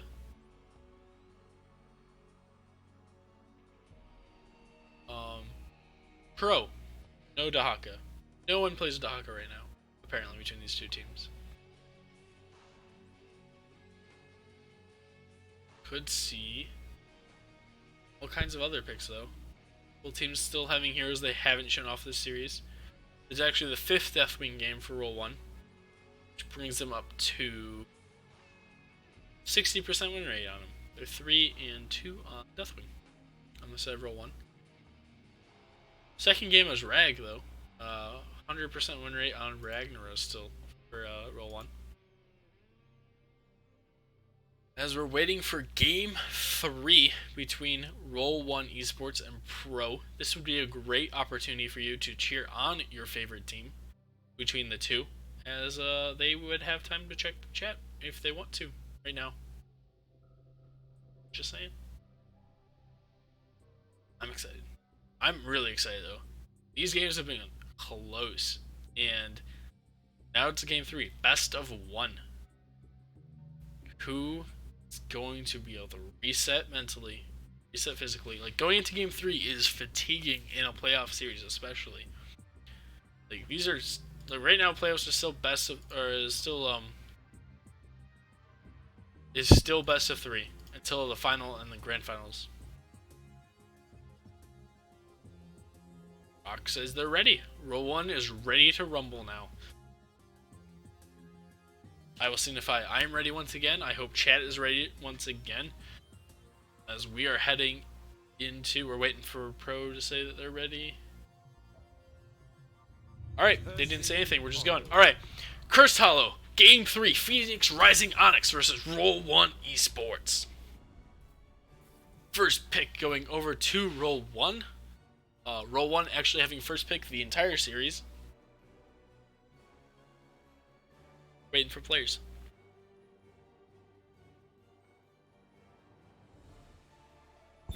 There we go.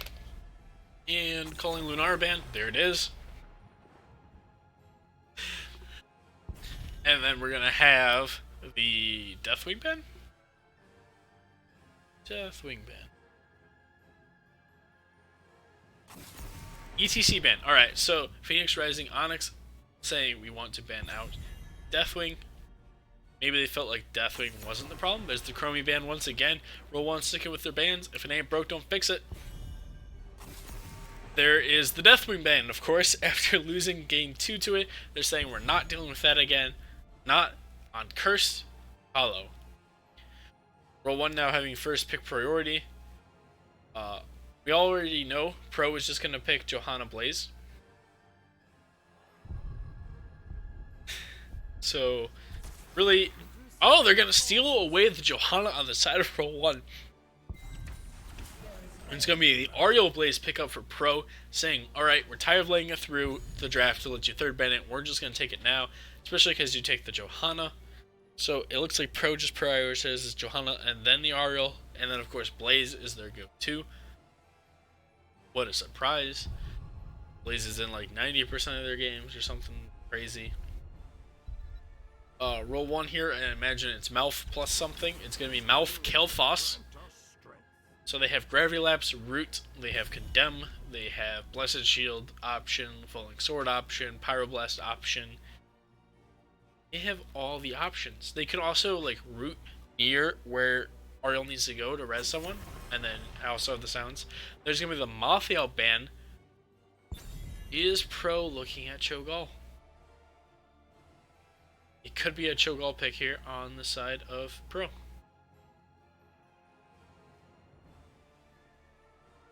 Will Roll1 sniff it out in time? Roll1 will ban out the Cho and saying, nope, we're not risking that. It's going to be a quick Sylvanas Zarya pickup on the side of Phoenix Rising. And it's actually Chernobyl and Zarya, which is their main tank player. So I actually think Goku is going to pick... Goku could pick a tank still. I believe Goku used to tank on a different team, maybe. So he could tank and they could try to, like, snowball. They might just, like, try to hard push a lane here. There's going to be a throw of Rag. I like the Rag pickup here. One, because it's cursed and it's large, and that lets lava away. And it's going to be TLV, so it's going to be 4-man lane and TLV on the side of Pro. Roll1 versus Pro. Game 3. Pro says, alright, just going up against the wall here. TLV, that's our go-to pocket pick. Alright. Pro showing, I believe, their first TLV game of this NGS season. As we head into Game 3 of Phoenix Rising Onyx versus Roll1 Esports Division B West Playoffs Round 1. Goku on the TLV, the Lost Vikings themselves, Kurama on the Sylvanas, Chronovast on the Blaze, Chernobyl on Zarya, and Sailor Twift on Ariel. On the side of Roll1, we have Rock Your World on JOHANNA. Alberto playing RAGNAROS Waniba on the Malfurion. We have Velvet playing Thrall and Zed on the Kael'thas.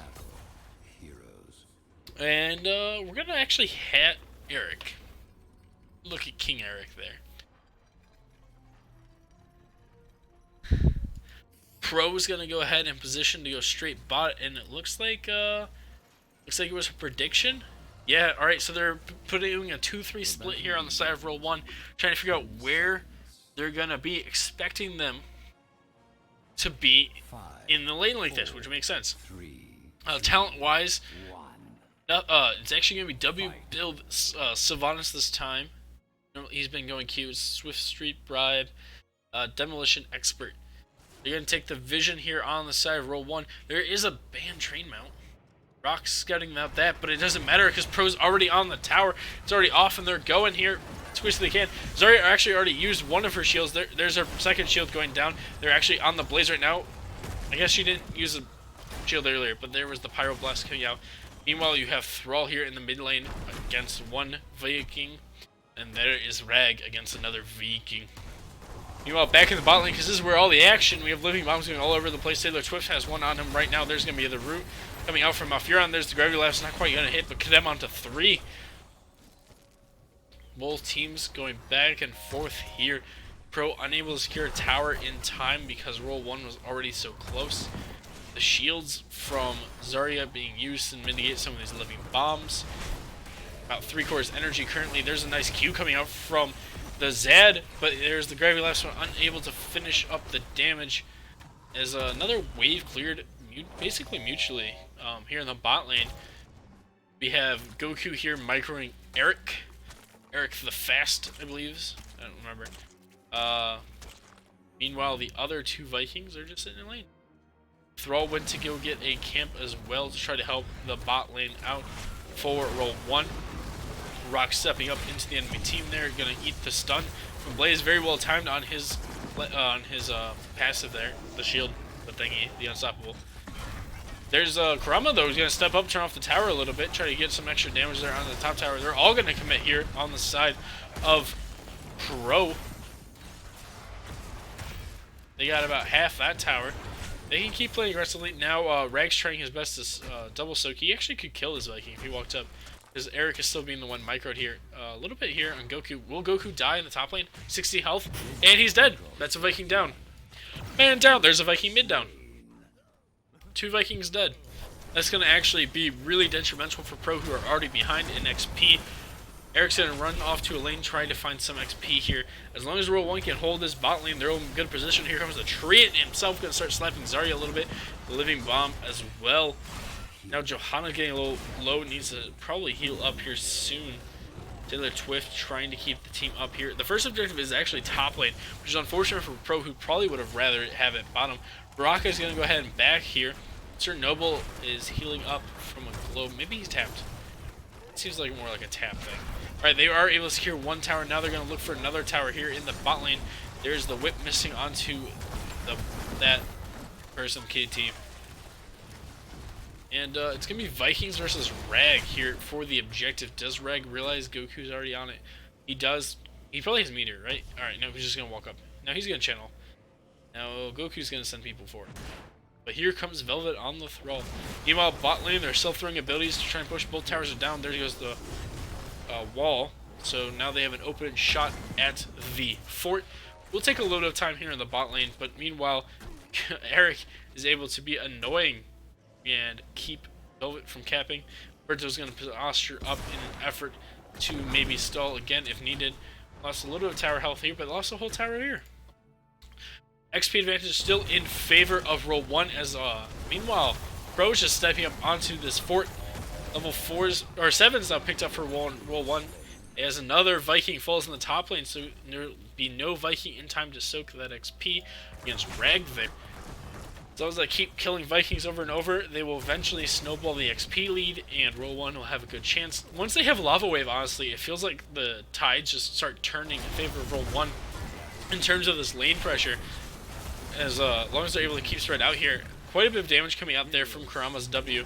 Another Viking falls in the top lane. There's really no Viking that can basically step up to Rag up here. He's already taken the wall right there. He finished the wall. Now he's going to back up for mana.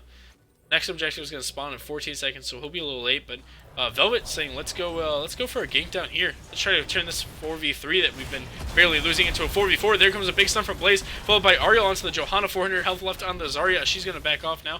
Both teams chunking damage, but no one really falling.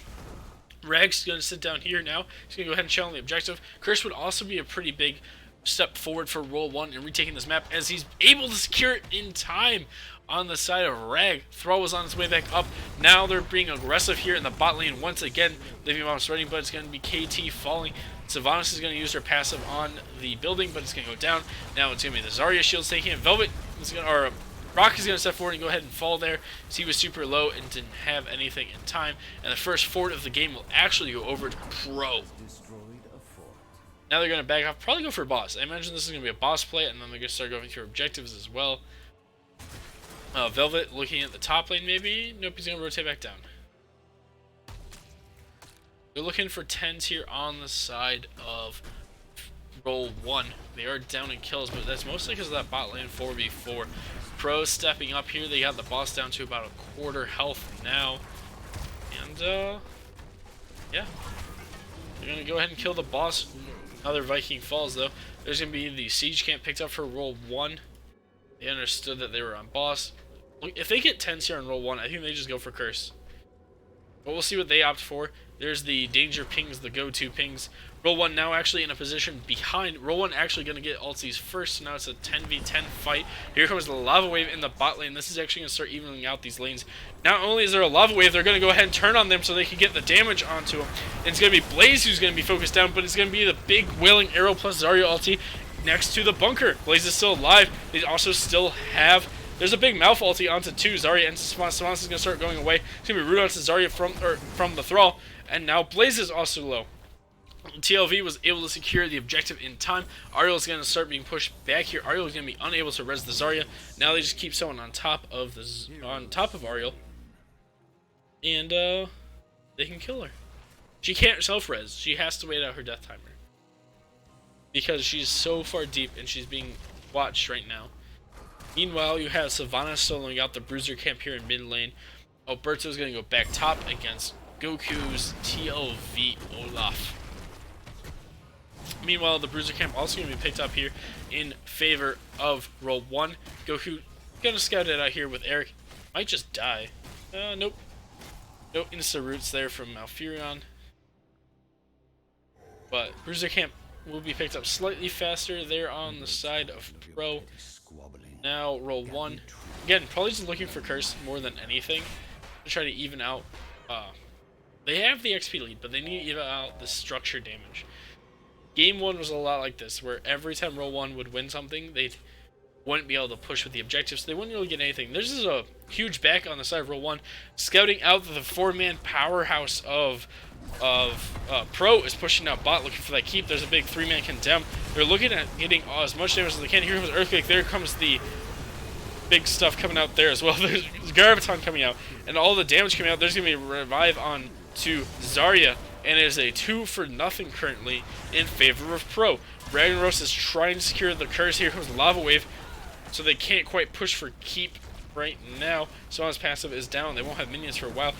Meanwhile, Velvet, though, is super far out trying to chase down the Ariel. He's going to actually get stunned. I don't know what he clipped there from the Ariel whip, but he's going to go ahead and fall on Thrall. And now JOHANNA is going to go ahead and fall. Never mind. She had the shield. Does she have enough? She's popping. She tapped. 300 health, 199 health at one point. 124 health, but it's going to be okay. We know Vest there on the Blaze is going to back off, and now the rest of the team is going to back off. Meanwhile, the objective still hasn't been able to be secured by RAGNAROS, as he's got Eric here being obnoxious. Olaf going to be microed a little bit. He could have had Eric run up, well, microing, and now Eric's going to run up. And it really just can't Alberto keep track of which ones are being microed. Now you have Eric dead, but Kurama and the rest of Pro are rotating up. The spinning hammers of a little bit of damage coming out from JOHANNA. There's another Graviton. Ariel's going to fall, but so is Malfurion. Both healers down, and so is JOHANNA. You still have Rag up here fighting TLV, but Zad's in trouble right now. He's in this choke point. He's actually going to get jumped on by Sylvanas, and he's going to fall. Now Ariel's going to self-res because she's got the space to do it. Blaze is going to try to jump forward, and Velvet's going to run away with the help of Reg. They're making sure they don't go on boss here on the side of Pro. And reset. It is now 2 objectives to 2 objectives, so Curse could go either way on the next objective. It will actually be down here, which is really solid for Pro, who are going to go again for bot lane. Are they going to take the time to get the siege camp? They are going to take the time to get the siege camp before showing and going for that keep. Meanwhile, Roll1's trying to figure out where they are. They realize they're not on boss, which means they're probably on the only other aggressive play on the map, because that's what Pro does, which is that camp. They go ahead and scout it out inside of Roll1. They're going to go ahead and position here. Gravity Left's going to go out onto Ariel, as well as some other damage. They're unable to land the Thrall Root there. Here comes some oil from Blaze. Some Q damage here, and here comes Lava Wave. Once again saying, no, you do not get minions to help you, so unless you have Savant's passive, you cannot do anything. Here comes the Graviton, though, onto 1. The Earthquake comes out as well. Blaze is going to have to bunker in the back. Can he get out? JOHANNA being super tanky right now, but Earthquake, bunker, or they're away from both those ultis. Here comes the dash forward. Rag's kind of by himself there behind the enemy team, looking at maybe trying to jump in and finish someone off. Unable to do so, they're going to go ahead and keep pressing forward here on the side of Roll1 and secure the objective. First curse will go in favor of Roll1 Esports Game 3. Phoenix Rising Esports versus Roll1. Phoenix Rising Onyx. I combined the teams' names there. Alright, what can they get done with this curse? They need to start getting structures back. They need to start tying up the macro pressure here with Katas. They need to pressure bot lane, top lane, mid lane. They need to pressure every lane right now. That's their winning condition here on Roll1. They can't let TLV get too far ahead. They're going to go ahead and pick off another one there. Roll1's kind of dancing around right now, not sure where they want to go. They need to defend bottom to the knot. They're going to look at Baylog a little bit. He's going to tap. He's going to pop the shield as well as the talent they got at 7. There was Force. There's the Phoenix jumping forward. He's going to zone out any minion waves that might approach, which I don't know how long they will take. And Pro says, hey, we don't need to defend Curse. We'll just get another boss. This time they're going to need RAGNAROS for his passive on the side of Roll1. But it's going to be barely not scouted out in time by Roll1 here on that boss play. 1 fort, 2 fort on the side. Alberto already backing. He knows he needs to be down here for this. 19 seconds on another Lava Wave, which will also help defend this bot lane very nicely. 10 seconds on it. They also have Earthquake. They could pop Earthquake out here if they want to slow down the rotation a little bit, but it seems like it might be a waste. Alberto's already back here waiting to go. Here we go. The big defense. Alberto's jumping up into the building. Here comes the boss. He's going to stop just outside. Now you're going to run forward. There comes Lava Wave as well. It's going to deny any other minions from stepping forward. Pro is on the retreat here. Blaze is getting kind of low. There comes the bunker. They're going to start damaging bunker a little bit. Meanwhile, Velvet and Waniba were trying to help Alberto defend this boss. Boss is still there. It's about half health. And Rock's really stepping up here and trying to zone out the other members of Pro, which is really just everyone who's not a boss. And they will defend the keep. The keep is down to about 1/3 health left on bot lane in favor of Roll1. I think they run up for boss now. They are maybe going to do bruiser camp. Checking that bush. What are they going to up to do here? Pro's also going to do bruiser, so it looks like it's going to be another bruiser trade. Where are they going to do boss? Roll1 getting a boss would be nice because it forces Pro to defend because it goes on keep, and Vikings alone cannot defend the boss. Looks like they're going to look for a boss pickoff here in the top lane, realizing it's not being macroed, and they use root on it and everything, and that is one Viking down. Meanwhile, Rock is in the mid lane looking to defend this, and Velvet is down here picking up the siege camp for some of that bot lane pressure. Roll1's camp is down, so now it's just the bruiser camp here on the side of Pro. That's left. The whip misses there from Ariel, but they do have the spell armor here from the bruiser camp. It's now gone. Meanwhile, there is a siege camp top lane with the Merc lowered from TLV pressing forward. And it looks like they're Roll1 is going to go up there, defend, and get ready for this objective all at the same time. There's a Viking bot lane slowly trying to deal with that camp potentially. Will Roll1 have the upset? This game is another really close one. You have Roll1 trying to scout out, figure out where They are on the side. They're going to love away mid lane, which might be a mistake, as it's actually going to be bot lane is going to be where they go. They're already backing on the side of Roll1. They understand that that's their win condition here that they need to defend against. Pro is here now. There's the Blaze. Here comes another big condemn from JOHANNA, able to dismount them far enough out that they can't push forward. And Pro's going to be zoned out as RAGNAROS secures another objective. Now he's going to back. He probably has passive reveal once again, so even if Pro steps up now, they can't defend it into Rag. Rag should just go up. Here comes the gravity lap, so it's not going to gravity surge coming out from Zarya, but Blaze is a little bit in trouble. Nope, he's going to keep going away, but it's going to be the RAGNAROS's large abilities keeping them from mounting up.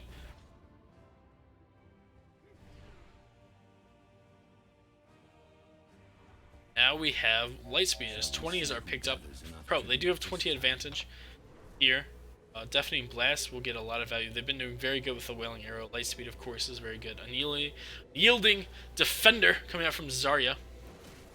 Velvet here in the bot lane, trying to clean up the lane a little bit, keep them from coming out too far. Rock is here as well, being a really aggressive JOHANNA. Has been doing a really good job zoning out all the members of Pro. Just really impressed with that. Meanwhile, you have Goku playing TLV, which is always difficult. Looks like he's going to have Olaf come in with a stun available to him. He's looking, he's going to stun out Alberto, but they're going to turn and try to burn him, and Olaf is going to fall here, but there comes the Wailing Arrow. There comes a Graviton Surge as well. RAGNAROS is in danger here, but here comes the Mouth Silence as well. Blaze is going to die instead. Now you're going to have to resurrect onto Blaze. He's going to have 200% movement speed. Will they be able to do anything on him? They're actually going to be able to Gravity Lapse him and root him, so he's going to get no extra movement speed here. But meanwhile, TLV, they're all in the back lane. Velvet getting kind of low, but Rock's going to be the first to fall on the JOHANNA. Now you have the Living Bomb. There goes another Viking, and a Viking after that as well. Velvet kind of low here, but can they go? Curse comes out for Pro, which might be enough, but Blaze is going to fall. It is a 3-for-1 technically, but 2 of those are Vikings. Because Blaze was the res target, you no longer have the amplified, so you still have 20 seconds left there. Alberto understands he probably is going to have to go up here in this keep to defend it, as it is under curse. They do have a trait coming out now from Malfurion. They're trying to defend this the best they can. Kurama's actually going to be in trouble a little bit, as Rag's able to walk up and burst him a little bit. Here comes Phoenix as well. They also popped Earthquake. Now they're just going to finish backing off here. They do have res. They can just res the Blaze now. There was a nice Q from Kael'thas getting that Living Bomb value. They're going to go ahead and res Blaze, so they don't have to wait for that. He's going to be a speedy little boy. Let's watch him run. And he's going to stop. He's not going to run. He's just going to mount. He got a little bit of movement speed, and then he dismounted over here. Looks like Pro is going to potentially look for the boss play. Is Roll1. Oh no, it's going to be a push party coming out from Pro. Gravity Surge is going to hit Waniba. Not the 20. There's the Mouth Silence, though, coming out onto Zarya. Can they burst her in time? It's not going to be quite enough. Now she has the supple coming out there as well.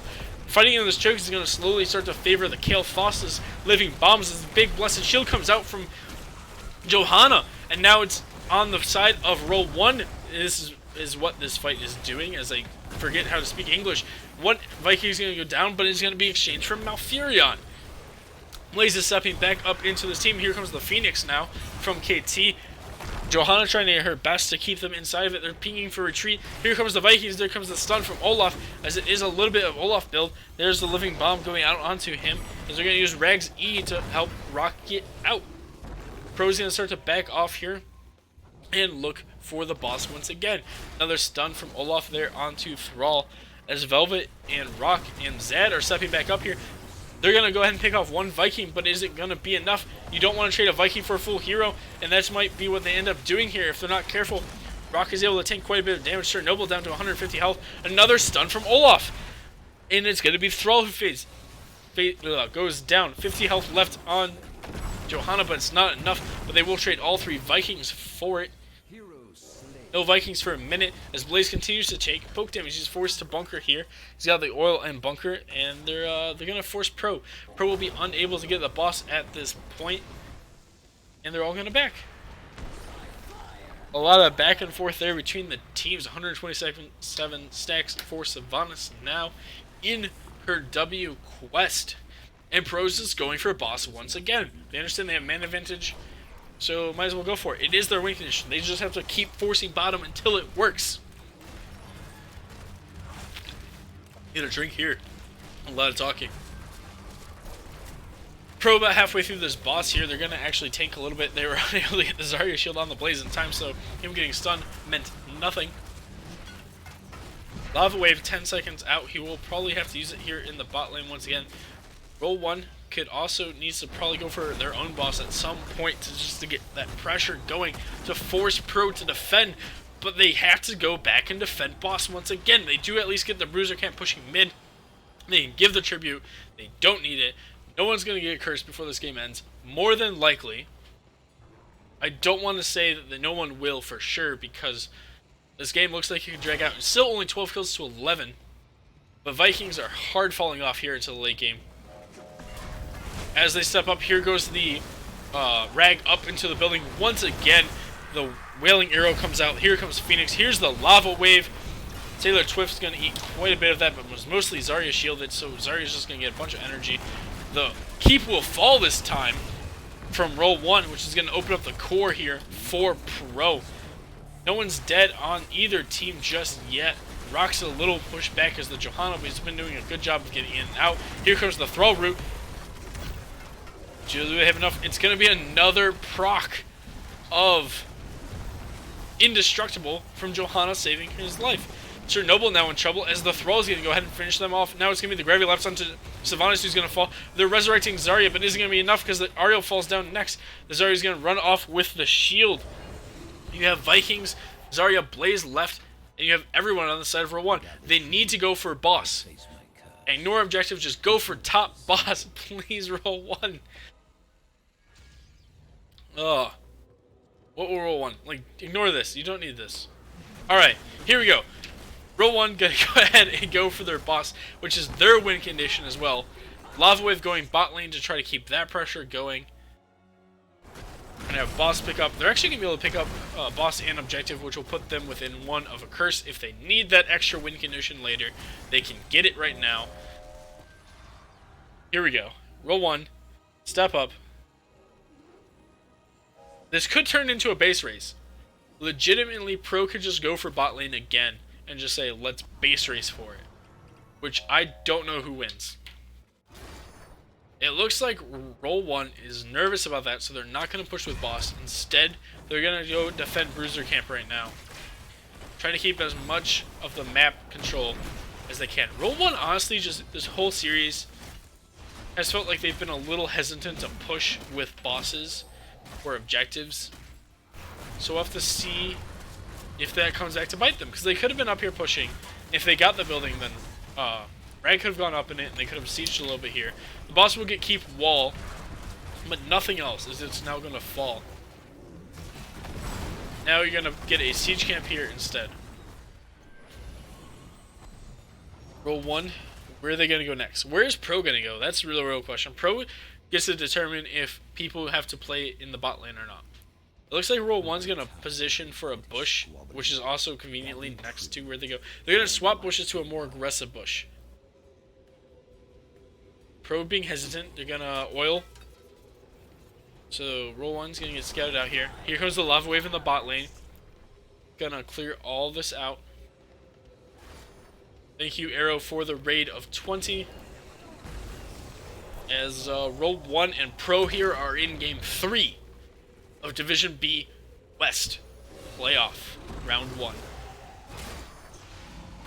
JOHANNA stepping forward. This choke is very good for the KT, of course. Now you have Balog here in the back, so they're going to chase the Viking a little bit. It feels like sometimes they overcommit to the Viking. There's going to be someone to Blaze. Do they have the CC necessarily to kill JOHANNA? And the answer is no. It's going to be cursed for Roll1 Esports. I was wrong when I said someone was going to win before that came out. They're trying to focus on the Blaze before he has a chance to dive out. They're not going to be able to do it in time. Now the question is, what do they do with this objective? What does Roll1 decide is the best play? It looks like they're going to look to even out bottom a little bit here. Throwing some living bombs. They're going to step up. Try to grab the siege camp here before Balog can finish it. And the answer is nope. Balog's going to go ahead and finish that. Meanwhile, you have KT trying to artillery this down with the help of Thrall. Meanwhile, top forward actually falls from Pro's TLV. Here comes the Lava Wave in bot lane, really just to zone them out. They're able to get this building down. Rag will go up, and this game will probably just end up in a GG. Level 24 to level 24, and now Mouth Roots helping to zone. Broccoli going out. There comes the gravity surge, but it's not enough because here comes Lava Wave, and Zarya is the one getting low. The building's down, so Rag goes up, and here comes the stun. They're able to stun chain on the Savage. She's going to pop on Sunbolt. She's at half health. She's going to get away. Meanwhile, Blaze is also getting low. Here comes the big earthquake coming out. Blaze is going to fall. Ariel's not close enough to rest just yet as Roll1 starts to siege the building. One of the Vikings came up behind Rag and was able to help drop him down. Now Blaze is able to resurrect, and now we're back to reset. Malf still has ulti, and so does TLV, but those are the only ultis left on the board. And now we're just going to reset. Will Roll1 could bush this boss, or they could try to bait it. They're going to look to try to bait it without using a bush. But they showed a little early, and now they're Pro's just going to back off here. Meanwhile, you do have one Viking here in the mid lane. Eric is going to push that a little bit.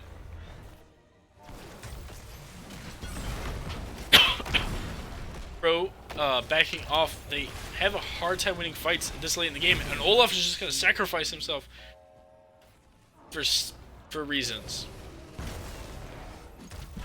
Roll1 dancing in and out. Here comes another Viking up behind. There's going to be a big condemn onto him, followed by the Ragnaros E. They're really just trying to keep the Vikings dead. Here comes the Lava Wave down mid, try to help defend against that camp.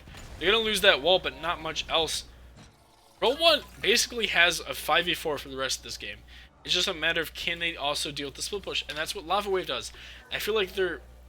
Alright, Rag's coming back. He's going to solo defense. They're going to position themselves in a 4v4 down here.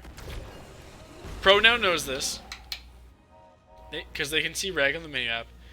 Eric is running top lane to try to get some more XP. It's a level 25 to a level 24 fight. There's the stun onto KT as well as the Wailing Arrow. Here comes the Gravity Surge as well. Can they keep him alive in time? Here comes the silence from Malfurion.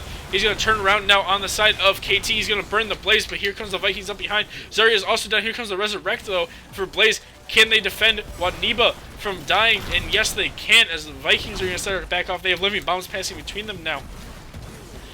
And they're dead. It's 2 Vikings down and a Zarya. This is Roll1's chance to steal bottom boss and push for core. Will this game finally end? Will Roll1 have the upset? Will they have the reverse sweep on the side of Roll1? We're about to find out 27 minutes into this game. Here comes the boss. Pros stepping up to figure out if they're there or not. It's just Sailor Twift and Kruma, though. They understand it's there, but Sailor Twift shows his face. Do they have any CC to pull him in? If they could pick the Ariel here, that basically secures it. There's the Malfroot in the way. She's going to get stuck in it, and Ariel's going to go down.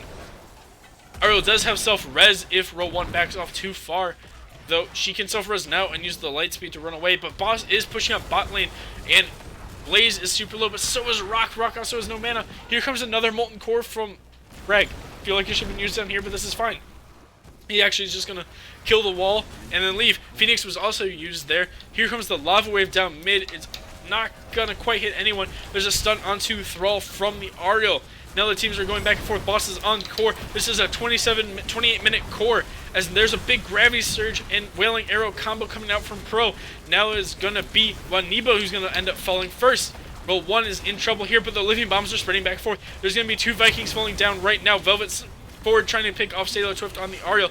The Vikings just resurrect in the background there. There's going to be the self-res as the Earthquake comes out as well. Velvet's going to fall next. Now it's going to be Rock Your World. He's going to be in danger here. Here comes the Indestructible out from him, trying to make room for the rest of his team to peel off. He's got no mana here, so he's going to fall next. They're trying to finish off Vikings as well. Is Pro going to win with a 15% core? There's the silence of Ragnaros. Do they have anything else to get him out? There comes the Phoenix that they're going to be unable to chase. This would be curse for the side of... There's another one down. Another Viking down. There's going to be curse on the side of Pro as they just run to core. Dead just trying to get out of here the best he can. There's the curse coming out now.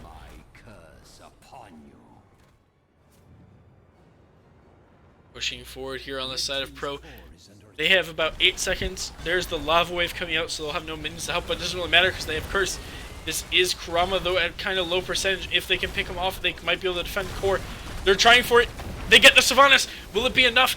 There's the Twilight Dream. Another one Viking falls, but they have another Viking. There's the Resurrect onto Sylvanas, but she's going to start going down as well. 30% left on core. Who's going to win? Who's going to lose? It's about to get close. 8%, 3%, 2%. Pro's going to win. 29 minutes in. Pro will win. 2-0. Phoenix Rising Onyx taking the first Division B West playoff game. What?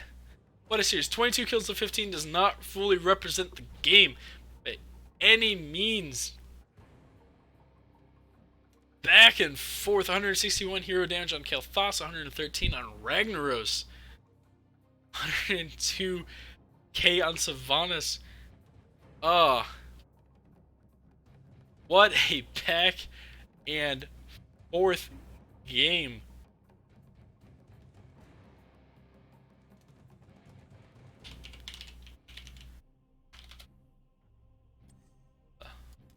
Go ahead and whisper, because I don't know about you guys, but I would like an interview after that game.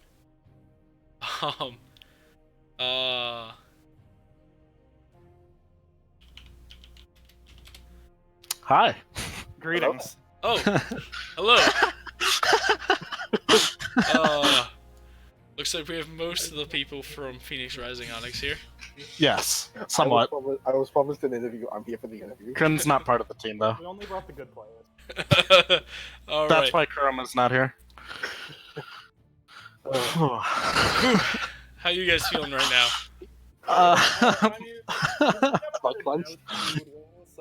Mud Clench is probably a good description. Oh, shut up, Sailor. Our heart rate is all of us are over 200. All right. I have never maintained so hard in my life. So, I'm sure we have a lot to discuss about Game 3, but let's go back to Game 1. Sure. Why not? Game 1, Infernal Shrines. Yes. Which was basically, out of your top 3 maps, the only one they didn't ban, so I'm guessing that's why you guys picked it. Stop scouting us, jeez. Stop leaking your scouting. I pull up just the team stats. Every time I cast a team, I try to pull up team stats, so I have something to talk about. And Fair enough. Pretend like I know what I'm doing. I'm so mad about my Chromie.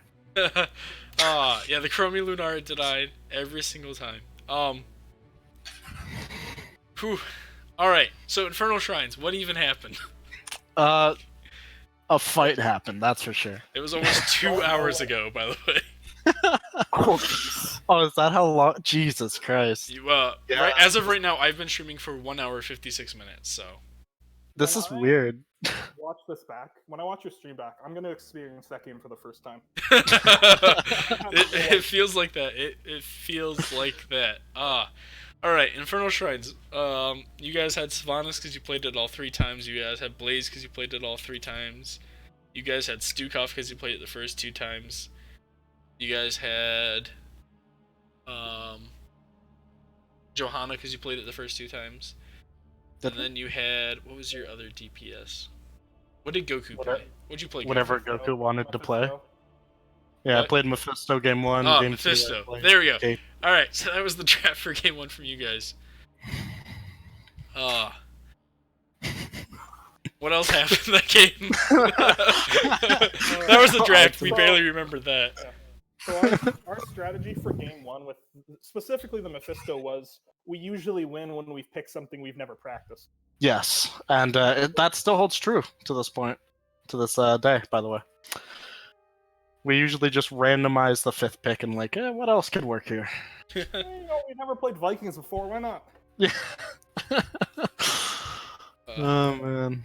Well, we'll come back to game 3. Don't you worry. 29-minute game. We have a lot to discuss. All right, so that was game 1. Yes. It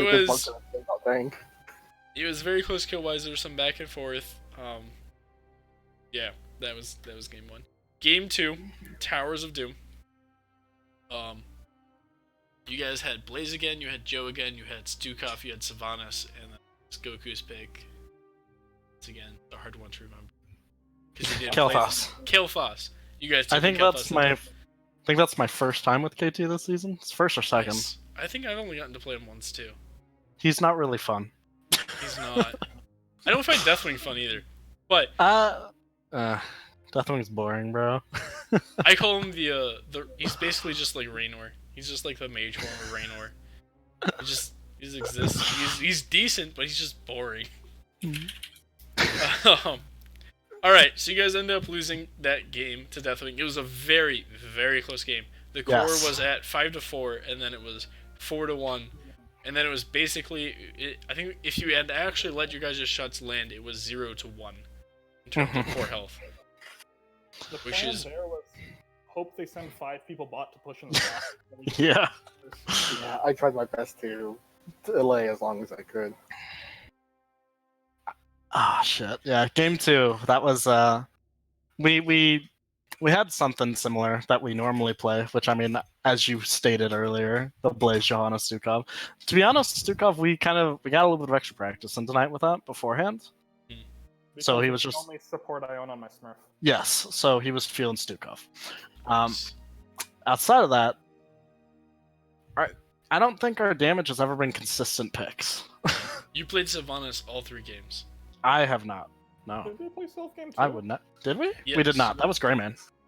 Yeah, we had Greymane. Craving KT, that's right. Yeah. Majesty, you lying to me? Look, it's been a long series, all right. Before we go into more questioning, I heard there was supposed to be a co-caster. Yes. His wife. The co-caster just got back from vacation, and his wife wanted to see him. Wow. God Yeah. damn love. This is why you should never get married, people. Sometimes you just miss out on co-casting. Yes. Be lonely instead. You always have hots. Yes. Well, until they shut the servers down, but give it time. You have a couple more good years left. Fingers crossed. See, game 2. Yeah, it was just close. Any thoughts from you guys on game 2? We should have respected the Deathwing when they banned out the Chromie and Nala. Yeah. So our biggest counter to Deathwing is Chromie, and we didn't get that at all. No, you never got it. Yeah, I was a bit sad. Like, we're not really good with Chromie anyways, so I don't know why they banned it. Same with the Lunar. We're pretty bad with that as well. Have we picked Chromie before? No, I Yes. don't think so. Only Lurk Patrol has picked Chromie. You guys have played Chromie. You've played 6 games of Chromie. What do you mean? Want to talk about how 6 games is a lot? You should check out my plate. You should check out that play. Assuming this is up to date, was Who Knows Gaming the last team you faced before tonight? That is correct. Alright, so then, as of now, you've played 18 games of Blaze. Oh, that ain't nothing. Out of what, like 25? Something. or something? Jesus Christ. We could have had more, but people banned it Yeah, and took it. and took it. You guys are thieves. Yes, everyone's a thief. Yeah, game 2 is just kind of a solid back and forth, and in the end, Roll1 just butt clenched it out. I will say this: Ragnaros tonight was just annoying. In my opinion, the #1 pick that just kept us at bay all night. Mad Yeah. respect to Alberto. Yeah, Played out of nice Yeah, job, Alberto, on the Ragnaros. Game 2, it let them 5-man bot lane more often than you would normally see, and Yeah. Game 3, it was like their heavy core, like their heavy keep defense was just Alberto. Yeah, And we Rock. got, like, Rock 4 did bosses. amazing in zoning out in that bottom lane a bunch of times. We got like 4 bosses before we got the keep. Yeah. We really did. So then, yeah, I guess we might as well move on to game 3. What even happened to game 3? Finn had the You main. probably don't know. You were. I really don't know what happened that game. If you're anything like me, when I play Vikings, you just zone everything out. You just have to work. No, You you have to really did. I was focus the on one- playing Vikings. To I was do the any one game. shot calling most of the time. Yeah. Usually I'm. 90% of- Go for it. 90% of that game was playing chicken with the boss, waiting until they decided that they thought that we weren't going to do it, and then we just did it. But I think we all played really well, especially them. Was there a point that you thought, crap, we've lost game 3? No, or not playoff- even a little. Not Not even- even a little. Never. That We entire literally game, could've from done start to 20 finish, all 29 minutes, all we could think was, man, these guys are not half bad. They may have won here or there, but we can totally take this game. Like- 27-minute bosses don't even do damage. Like, those are the bosses. I would like to point out 46,000 XP from Rag, 51 from the Vikings. Game was not even close. Yeah, level 24 to 24 game. 29 minutes in. Yeah. I think that's gotta be the longest game in NGS right now. Do you think you lose that game if RAGNAROS gets the Molten Core in bot lane with that last boss push instead of using it in mid lane? It depends. Like, I think, to be honest, they did a couple things wrong in that push. They ran me down, and then I just rezzed. And then the Molten Core, but They also use Phoenix in the middle lane too. yeah, I think we did a good job of focusing the boss while zoning them out.